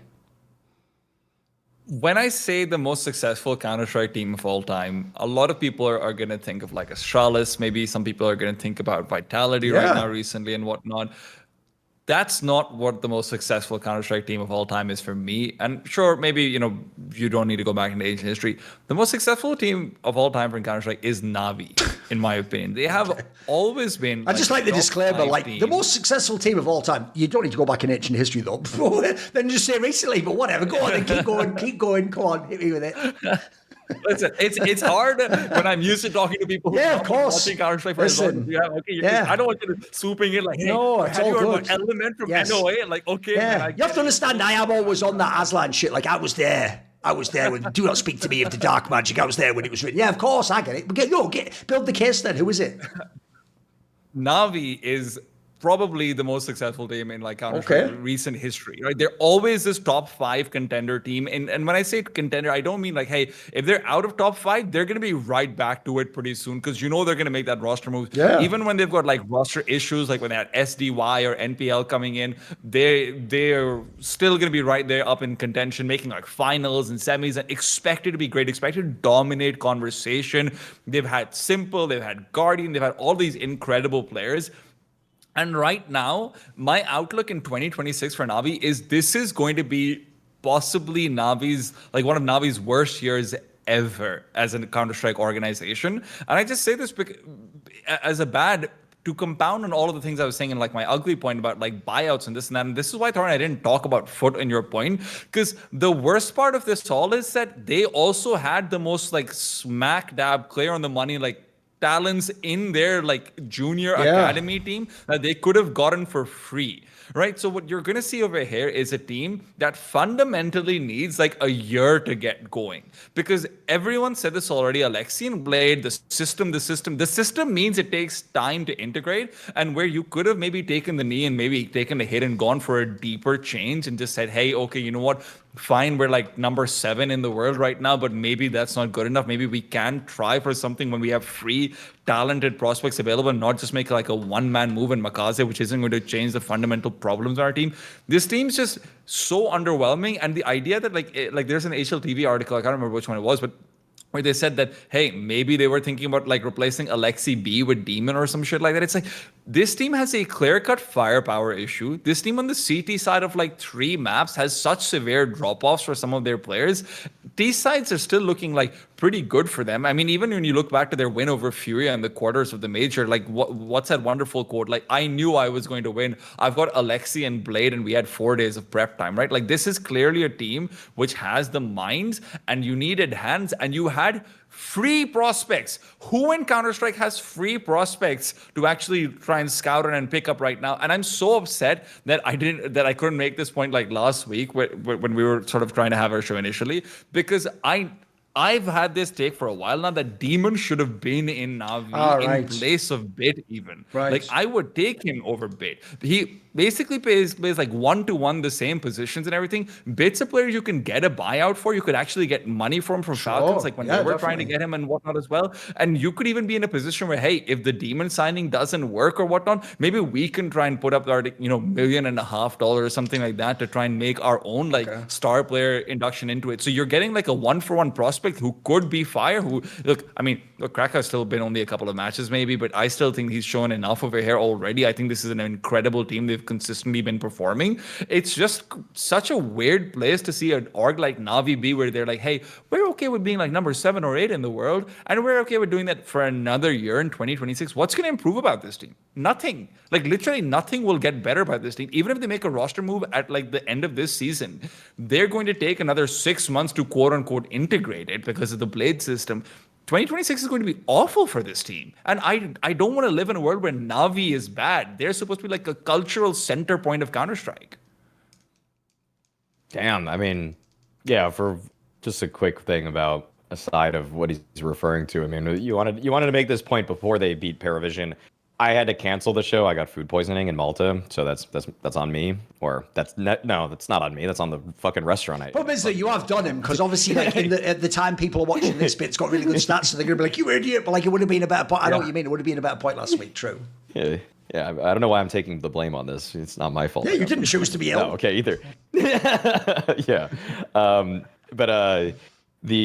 okay, I'm actually more optimistic on Navi than you on this, mostly for the fact that I think Mauisnake is ramping up as a player, and I think that he needs to, and because I think that it's going to be really impossible to replicate the single tournament run that JL had, and even some of what he accomplished that year as an individual to win his major MVP and what he did in 2024. But I feel like he's a more skilled player than JL was. So I think that there is a pretty high ceiling that for this Navi team. I also think that the form that Wonderful has been showing over the last 3 months has been really good. So if you have those two in order, and you have your star rifler, you have your star opper, and you have a great system, I feel like they have the makings to be an elite squad. I know the bounty didn't go well for them, but they were the exact kind of team that I thought could be the ones that humble Paravision at Krakow, because it's just that they're a team that once they get a download for your style, they just can eat you up. I mean, it's why, for example, in so many of the playoffs of last year, I think people really wanted to, a lot of people wanted to heap a lot of praise on Mara last year and put him as one of the coach of the years. Blade was taking him down in like 3 consecutive tournaments. I mean, Blade was just eating them up. So like their system was just getting really, really picked apart by Navi, which is why I had a hard time just going head over heels into the Mara Coach of the Year discussion, just because if you're getting beat by the guy that I know is the best anti-stratting coach in the world, then I feel like I maybe should give more credit to the anti-stratting coach that's defeating him all the time. So they have all the makings for me to be a really strong team. There are little aspects of them that can leave me wanting. I feel like the individual form of Alexi sometimes is actually at that rock bottom where it's almost inexcusably poor fragging from him. I feel like sometimes, I mean, I don't know. Ima is kind of an enigma for me now, where I'm not really always sure who he's good against, because it seems like in group stages he's really good against top 10 teams, but then when I see him in playoffs, I feel like he's sometimes the least impactful player for them and he falls off a cliff. So I don't know if that's a pressure thing for him, because it seems like if it's a low stakes environment, he's really sick, but then as the stakes raise, then I'm not sure if I'm always getting the best out of him. But I'm weirdly high on them. I know right now I'm looking at the HLTV ranking, they're 7th. I think they're going to be a fairly consistent top 5. I think they might even overtake Maus this year. Okay, I'll come down in between the two, actually, because here's the thing for me. I will actually say initially I do agree with TeaTime, and here's why. I actually do think, unfortunately, that major run was fool's gold. Like, that was the best they played all year, but I would even say this to them, and you still didn't make the final. I know it was close, but you still didn't make the final. Like, bro, that was your opportunity to come second at the major, and if you'd have come second at the major, I absolutely would have turned around and gone, you know what? It's like that Magic's Life game in Spirit. You've earned another season. You get to have another chance for doing such an epic run. We'll give you a little bit of wiggle room that maybe there's growth here that we haven't seen. But my problem is this. They had the whole season, and I do think now you've largely gotten a known quantity for the whole team. The one area of potential growth is maybe Makaze, but I think it has to happen. I think if he doesn't show further growth than now, I agree, by the way, he's a pretty skilled player. He's even good on CT side. On T side, they lean on him a lot, even though he's yet to become like an elite playmaker type for me. With that said, this potentially can still grow. He's still young in his career. Hasn't even had a whole year in the scene. I will say, though, we also said that about a Malps type player back in the day, and I'll tell you what, that didn't go so great last year, did it? Like, they don't. The problem is, people always think rookies that are going up like this, that you can do like the joke is like the stock market. You can't just literally take the projection and go, oh well, in a year it'll be up here. Like, that's not how it always works. Things go down as well, unfortunately. In fact, I always will bring this up for people because colloquially people misuse the term evolution. When they say something evolved, the assumption is it got better. Evolution just means it changed. So actually you can evolve and get worse. That's why, believe it or not, the term devolved isn't like you evolved but you got worse. No, it just evolved as you just changed either way. Like it's a concept that's it's misunderstood colloquially for what it actually means scientifically, because in the same way in evolution itself, actually you can have something that gets prioritized that makes things worse overall, but that's just a survival aspect. That's the concept. So I would say something similar here. The reason why I think they'll be I don't think they'll be top 5 like Maui has. I think my problem is I think they'll be stuck in between 6th and 8th. And if you even think how tournaments work, where 6 teams make a lot of these playoffs, that is going to get rough. That means there'll be the tournaments that you'll just miss the playoffs by a spot, or you'll lose to another team around the 6th to 8th to 10th position, and they'll have the tournament of their lives, an Aurora. You'll have a fucking, maybe, look, I don't think Among Us, a G2, something like that will do it. Maybe a Liquid, maybe a Fate. Some of these teams, and then IP, one of these squads will get you every now and then. Paravision. These are the sorts of teams that when they get you, you won't be in the playoffs, and even worse, at the end, when we get to Cologne, I think unless you do an epic run there, you'll look back on this season and you'll be like, That was a chance. That was a window to make improvements. Actually, when these other teams, if you want to go back to point one, when the other teams didn't upgrade, you could have made big strides. Now, I will say, I do think you are in the hardest position of any top team I'm aware of in terms of who you remove. I think that's really fucking hard. Like, the real problem I think most of the players in NAVI have, in my opinion, is individually, none of them deserve to be cut. It's just that in the context of what the team is, you need more from almost all of them. Like, I do think Wonderful, in theory, if you want to win tournaments, you would want a better AWP. It's just you can't get one. So already you have to stick with him, and he's actually one of the better players in the team. So, okay, I'm sticking with him. Same thing with Alexi. Are we really going to remove Alexi B and put someone in there that we've never heard of as an IGL? I mean, presumably you're not getting a big name. I doubt even if a Shui gets kicked from Liquid, you're picking him up. He'd be considered tainted goods. So at this point, you probably have to keep him. In my opinion, they're the two you almost have to keep. I do think actually the way Bit played the last season almost deserves to be cut. But guys, he's Mr. Navi. He's the only link to the old past. He's won them 2 majors, and everyone, as you say, the joke is, even if he'd have had red stats, he would be one of the few players would instantly be picked up by a world-class team, maybe even a better team than Navi, because I can tell you a lot of pros do have mad respect for how good his game sense and raw aim is, and they would think that thing of like, oh, don't worry that he was bad in Navi at the end, that was probably the system, or maybe he didn't like what they were doing, or maybe his mood went down. We'll be the refresh when he comes to our environment, that he'll be back to his best, which actually looks pretty decent at the outing in Krakow so far. So then you've only got fucking Imma and Makaza left. Makaza's brand new. I feel like it's a bit brutal to bring the guy in, let him make a little bit of improvement, and then immediately kick him. And then the Imma one, I'm with you, Maui. The problem with the Imma one is he was so overhated on at the beginning of Navi when he did suck, and he did have terrible numbers when they won the major, that whenever he does well, people shout it from the rooftops. But I'm with you. You flip a coin on this guy, mate. Sometimes he will have a great game and he's still great on Mirage. Sometimes he'll just have a completely non-existent impact. And my issue is this. If you are Imma, here's the difference, mate. If I say kick Wonderful out, AWPer, one of the most important star positions, it's hard to get them. If I say bring in a semi-aggressive rifler, mate, that's probably the number one position Europe produces. Like, there's a lot of fucking really strong. The joke is, you could take some of the players that are in Liquid if they get kicked out and bring them into your squad and do the joke. Why wouldn't it be a fucking Elige type players? Why wouldn't it be a Frozen type player? Again, these players, if they come to your team, they might be better than him, mate. I don't think that's even hating. Now, the whole thing he's relying on, and this is why I actually think this season's results is what decides if Imma is the right player. They all say he's the secondary caller and he's helping with the structure. Well, in that case, mate, it's a bit like being the IGL. Only halfway, because he's still in star positions. Like an IGL, if you get the results, I'll figure out that whatever your stats are, you did something. But if you don't get the numbers and the results don't come as well, eventually, mate, someone has to get kicked out. And I don't think there's a comfortable kick beyond Mikaza because he's new. So I think also it's really brutal. I think it's really hard to... And lastly, I'll tell you one detail to tie to another point on this show, why I predict they actually won't be an elite team this season, unfortunately, even though I thought they were dope at the major. Mate, if you ever saw back when Anubis used to be in the pool, I knew when Navi was shit out of luck with the JDL lineup because they started playing Anubis. They started trying to even force it sometimes, and it did not work. They were not good on that map, unfortunately. That's how you know that map isn't a pure tactical map. You've got to have, I hit really hard sledgehammer players to go in, and I don't think they've got that, unfortunately. So I also think Anubis will be a map they will fucking suffer on. This will be a bad time for them. So I'm kind of in the middle. I don't totally hate on them. I still think they'll be top 6 to 8. They'll still be relevant. The problem is I do think they could have gotten even better if you can make the right move. But I don't know. We'll see. We'll see on that one. Maybe that will return the Maui take on a hot take point made in the future. Okay. Maui, what is your good point? Bad point, sorry. Bad point is definitely. This is definitely a bad. I feel like the Liquid situation is just it's nearing disastrous. It's just there's so many aspects that you could really dive into, and it's also just the fact that it coincides with the fact that there's a family emergency, family tragedy going on with NAF. So true. now this whole conversation is lightly. I mean, I feel like the context of it gets a little bit more murky just because you would probably be willing to give them a bit more of a pass because NAF is out of the roster temporarily or for the foreseeable future.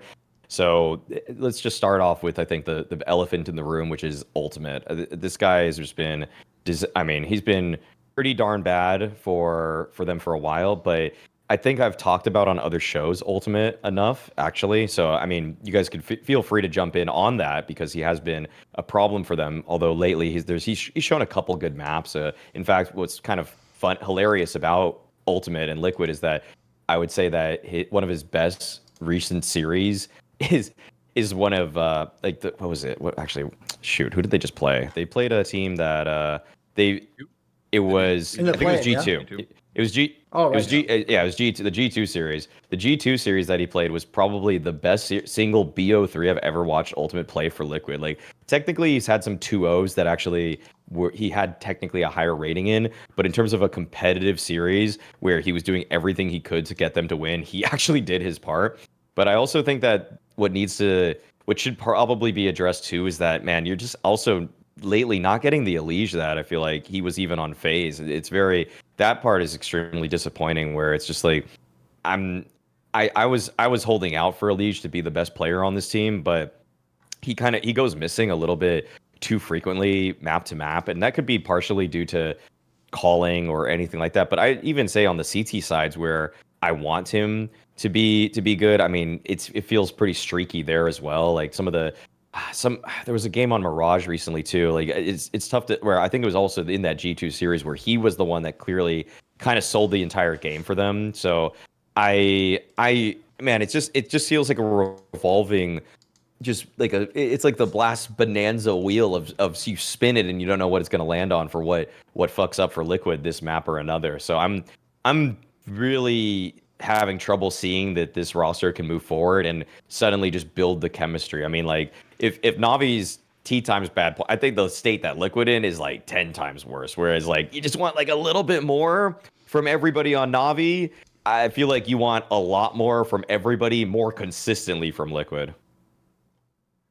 With Navi, see, I'm trying to point out that there might be a dead horse to kick. With Liquid, it feels like this horse has been dead and kicked to the point where it's already glue already, unfortunately. And I'm with you on this one. Like it feels unfair to even talk about Ultimate over there as, the primary glue man over here in this situation, and not in the way you'd want. But even everyone else, like the kind of rounds that they're losing, so I actually watched Liquid versus G2 very closely because I was very interested to see if G2 is going to be good or not. And their kind of rounds that were losing on Mirage, I think they lost 3 anti-force buys where they were a man advantage up. It's not like you just got deagle down and then you lose around with you're in a man advantage. You're just getting demolished in so many of these rounds and whatnot. I was really optimistic that I'd get to say Shuhei was right and Maus was wrong because I am a fan at heart and I do want to be taking sides and saying someone was right and wrong. But dude, Shuhei just needs to go back to a tier 2 team right now. And I understand Liquid is a tier 2 team right now, but they're not supposed to be. It's tragic considering that Liquid has spent so much money making so many moves, and it just feels like they're just not getting it done, and it sucks when teams are having that happen to them. As an organization, I want this team to always be a top 10 team, especially considering this is a European team now. We don't even have the bullshit about they're keeping it North American, that's why this isn't. It's European. It's just a straight up heavy investment European team that is just doing terribly. And look, the NAV thing, it sucks and whatnot. That's not why they're losing over here. That's not why they're shitting the bed the way they are. If anything, that's just a distraction from the very clear-cut, hey, nothing is happening in this lineup.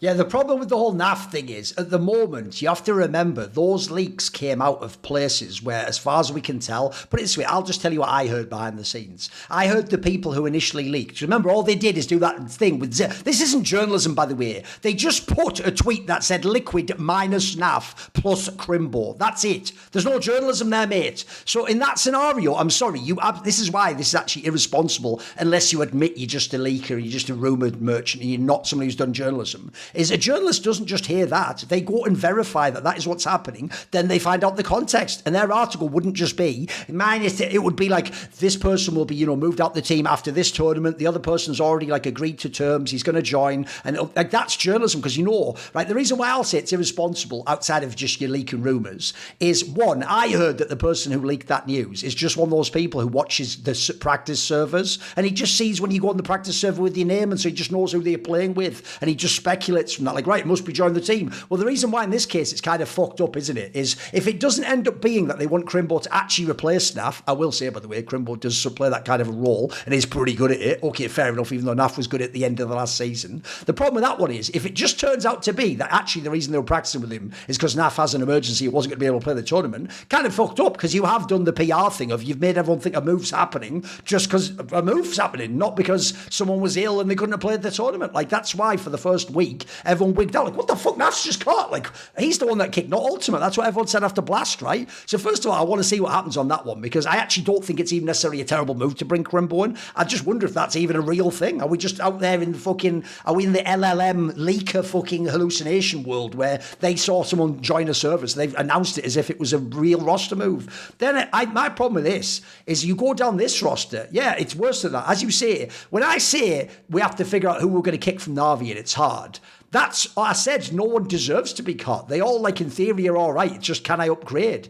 Almost everyone deserves to be cut from this team. But you know what? Yes, I will start with Ultimate, who I don't give a flying fuck that you carried the planes of I am Crackhoof, mate. You are aware, like, you're not in Liquid to carry the planes. I've always said this, and it has an obvious, like, opposite side. You know, I say that Tier 1 AWPer is the biggest mismatch in Counter-Strike, because that's the guy who gets torn up by the other team and by the other AWPer, right? That means logically, when you're Ultimate and you're Liquid, you're supposed to batter all those fucking AWPers. Again, when you show me his numbers, tell me who he was playing against and he did all that shit. Watson Pius, who himself's been pretty bad so far. People in shitter teams that you don't care about. The whole point is, when you put him in the server, and this is what his job is on Liquid, when you put him in the server against Wonderful and Shiro and those players, he's supposed to be able to compete with them or beat them. And if he can't, that is an obvious role. I'm sorry, AWPer will never be a support position. I will never believe it. The only time I'll vaguely allow that is if you are some goated fucking Jim type caller or Cadian at the end of one CSGO. You're doing enough extra to the AWP that it'll make up for, in my opinion, you not being the elite AWPer. And even then you could argue that was some of the margins that cost some of those teams games and why they couldn't bring certain players in. Here's the problem. Ultimate for me is just a done deal. You just kick him, mate.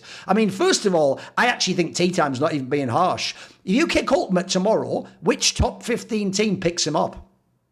Give me a fucking break. FaZe isn't rushing to get him instead of Brokey. You'll rely on... No one is. No one's picking him up. They're not replacing Torji with this guy. So already, no one else would want him, mate. The joke is, he would either be on Gamer Legion because it's the fucking Polska Goron Brotherhood at this point in time, or he'll just be on a Polish team. He'll be on whatever BetClick Apogee's called at this point in time. Like, that will be the team. Essentially, he'll go back and take up the old seat that's still slightly warm from Hypex being there. And then he'll be back battling Hades in TeaTime's... Fuck Hades. They'll be in Purgatory. That was where they exist now, where they're not bad players at that level, but they're not tier 1. What are you going to say?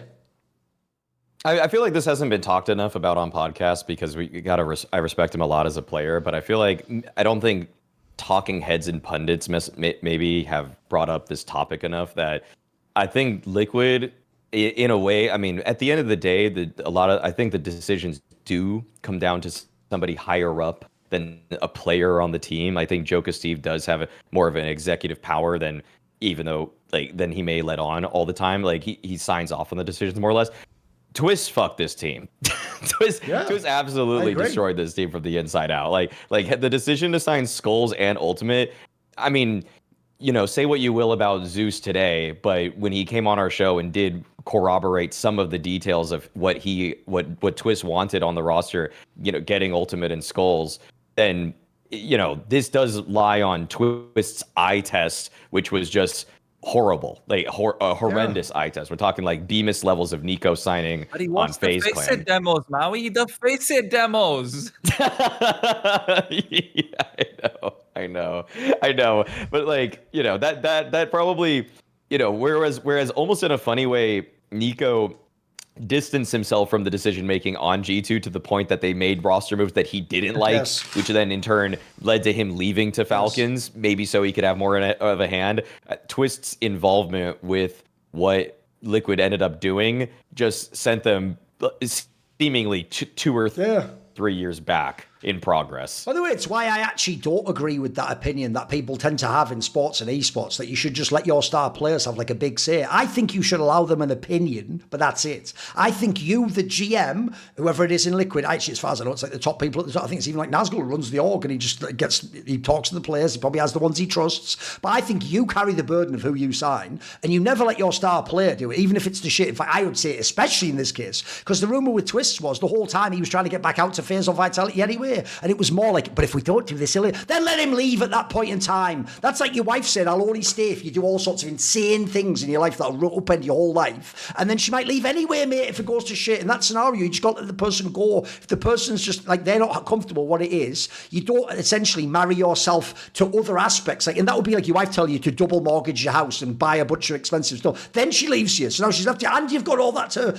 financial burden to carry. Because I agree, in that sense, Twist did fuck the place up. And then look around and go, this is shit. I want out of here. Get me to FaZe. Well, that's fucking rich. You were part of it, mate. Yeah, you were an awesome fragger, but you were part of why this fucking scene is fucked up. And if not, by the way, stop fucking saying that shit in interviews. Stop acting like you were part of the eye test and you were part of the scout. Because if you do that, then you get to carry the burden. That's the narrative you created. If you hadn't said that, I could have just said maybe he just fragged and they like Nico. That I've heard in G2, Nico didn't ask for people. They brought the people in and he just played with them. He didn't want Snacks and Huxley and these people. They brought those people and he just played with them. That's why it's fair to leave. I'll go down the other players now, because the ultimate one, I'm sorry, I'm not getting the Fell for It Again award. They do that. I even told people this a couple of episodes ago. The worst thing about Ultimate is this: he will be shit for 3 months, but he'll have one series at a real tournament that makes people go, oh, fucking hell, yeah. And that buys him another 3 months. But the problem is that you're not playing the role that makes sense. So forget him. You know what? I'll be really fair right now.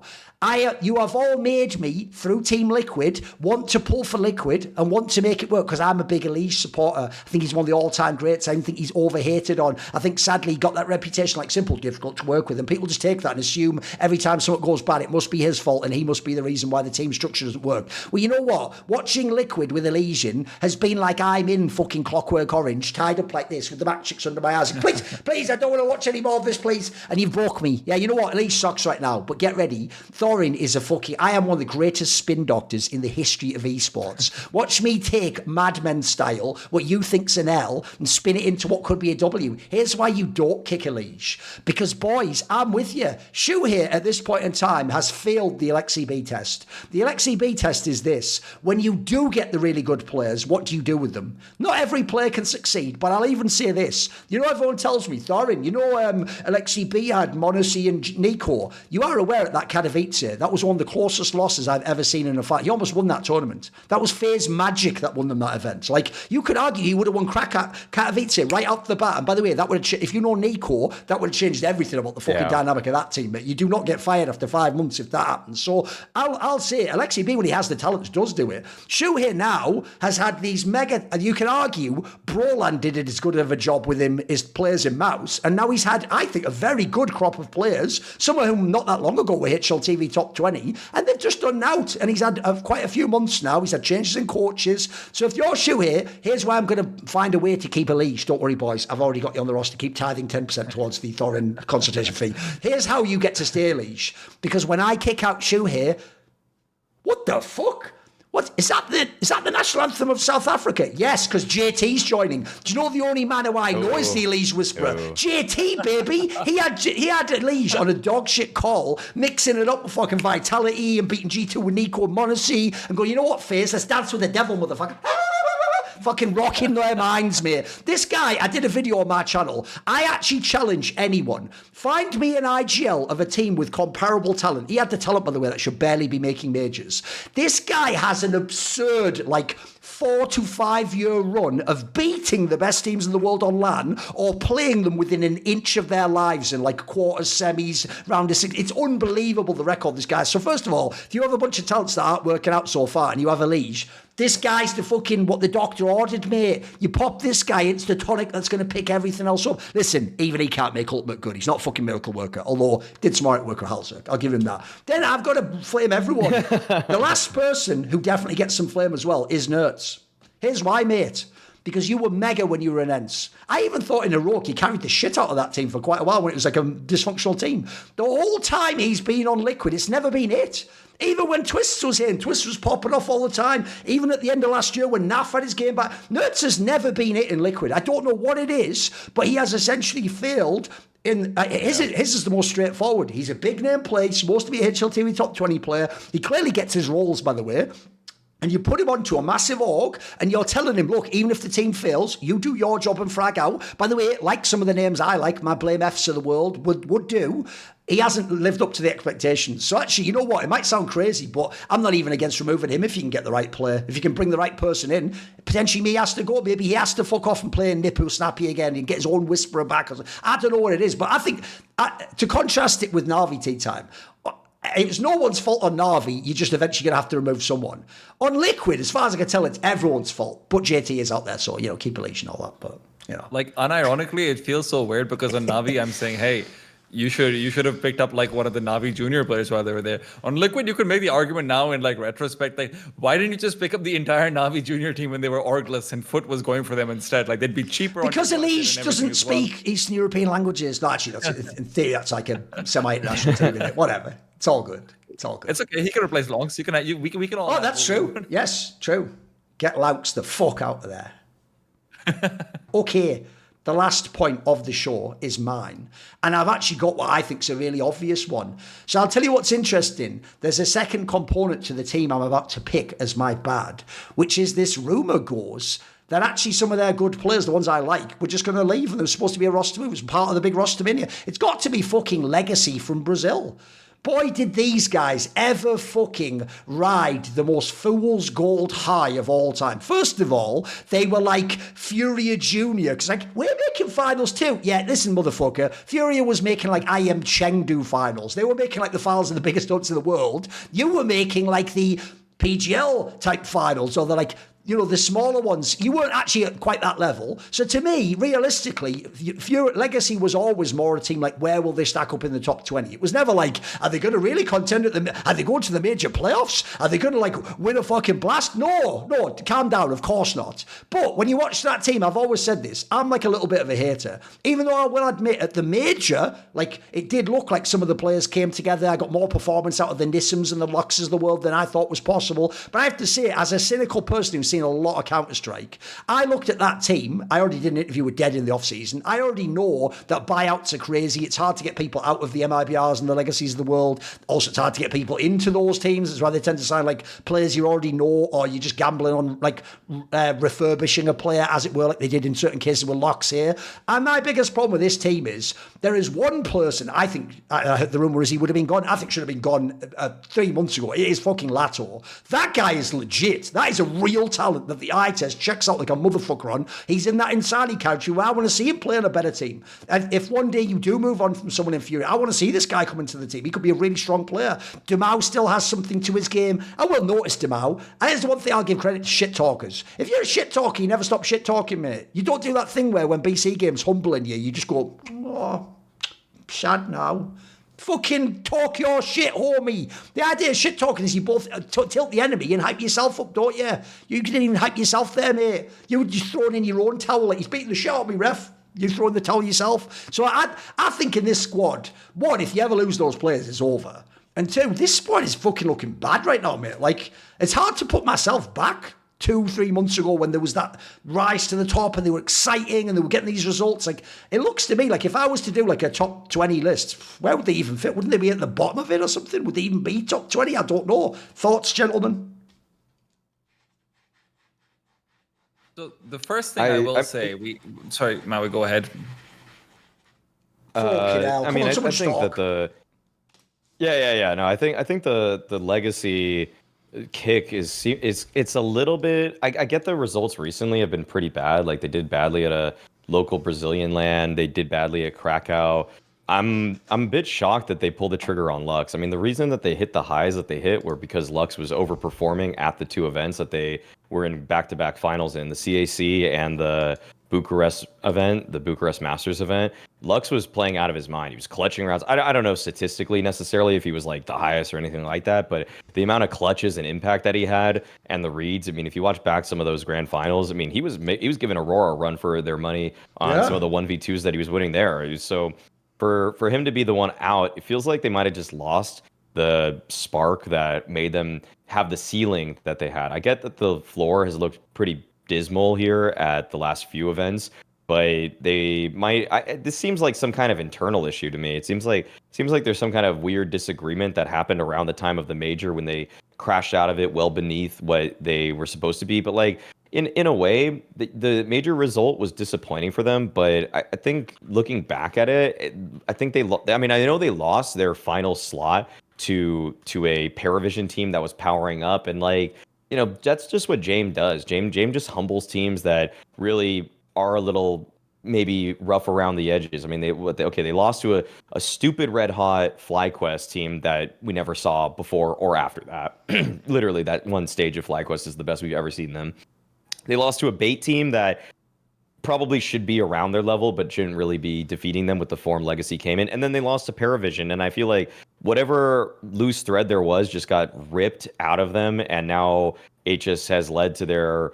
I would say it's an unfortunate capitulation because they were the upstart Brazilian team that, to me, were kind of epitomizing. They actually, to me, epitomize the Brazilian style more than Furia does today. They were really aggressive. They were in your face. They were getting loud. They were kind of what I remember more of, instead of like, this is kind of more of a tempered Brazilian team. What Furia are today.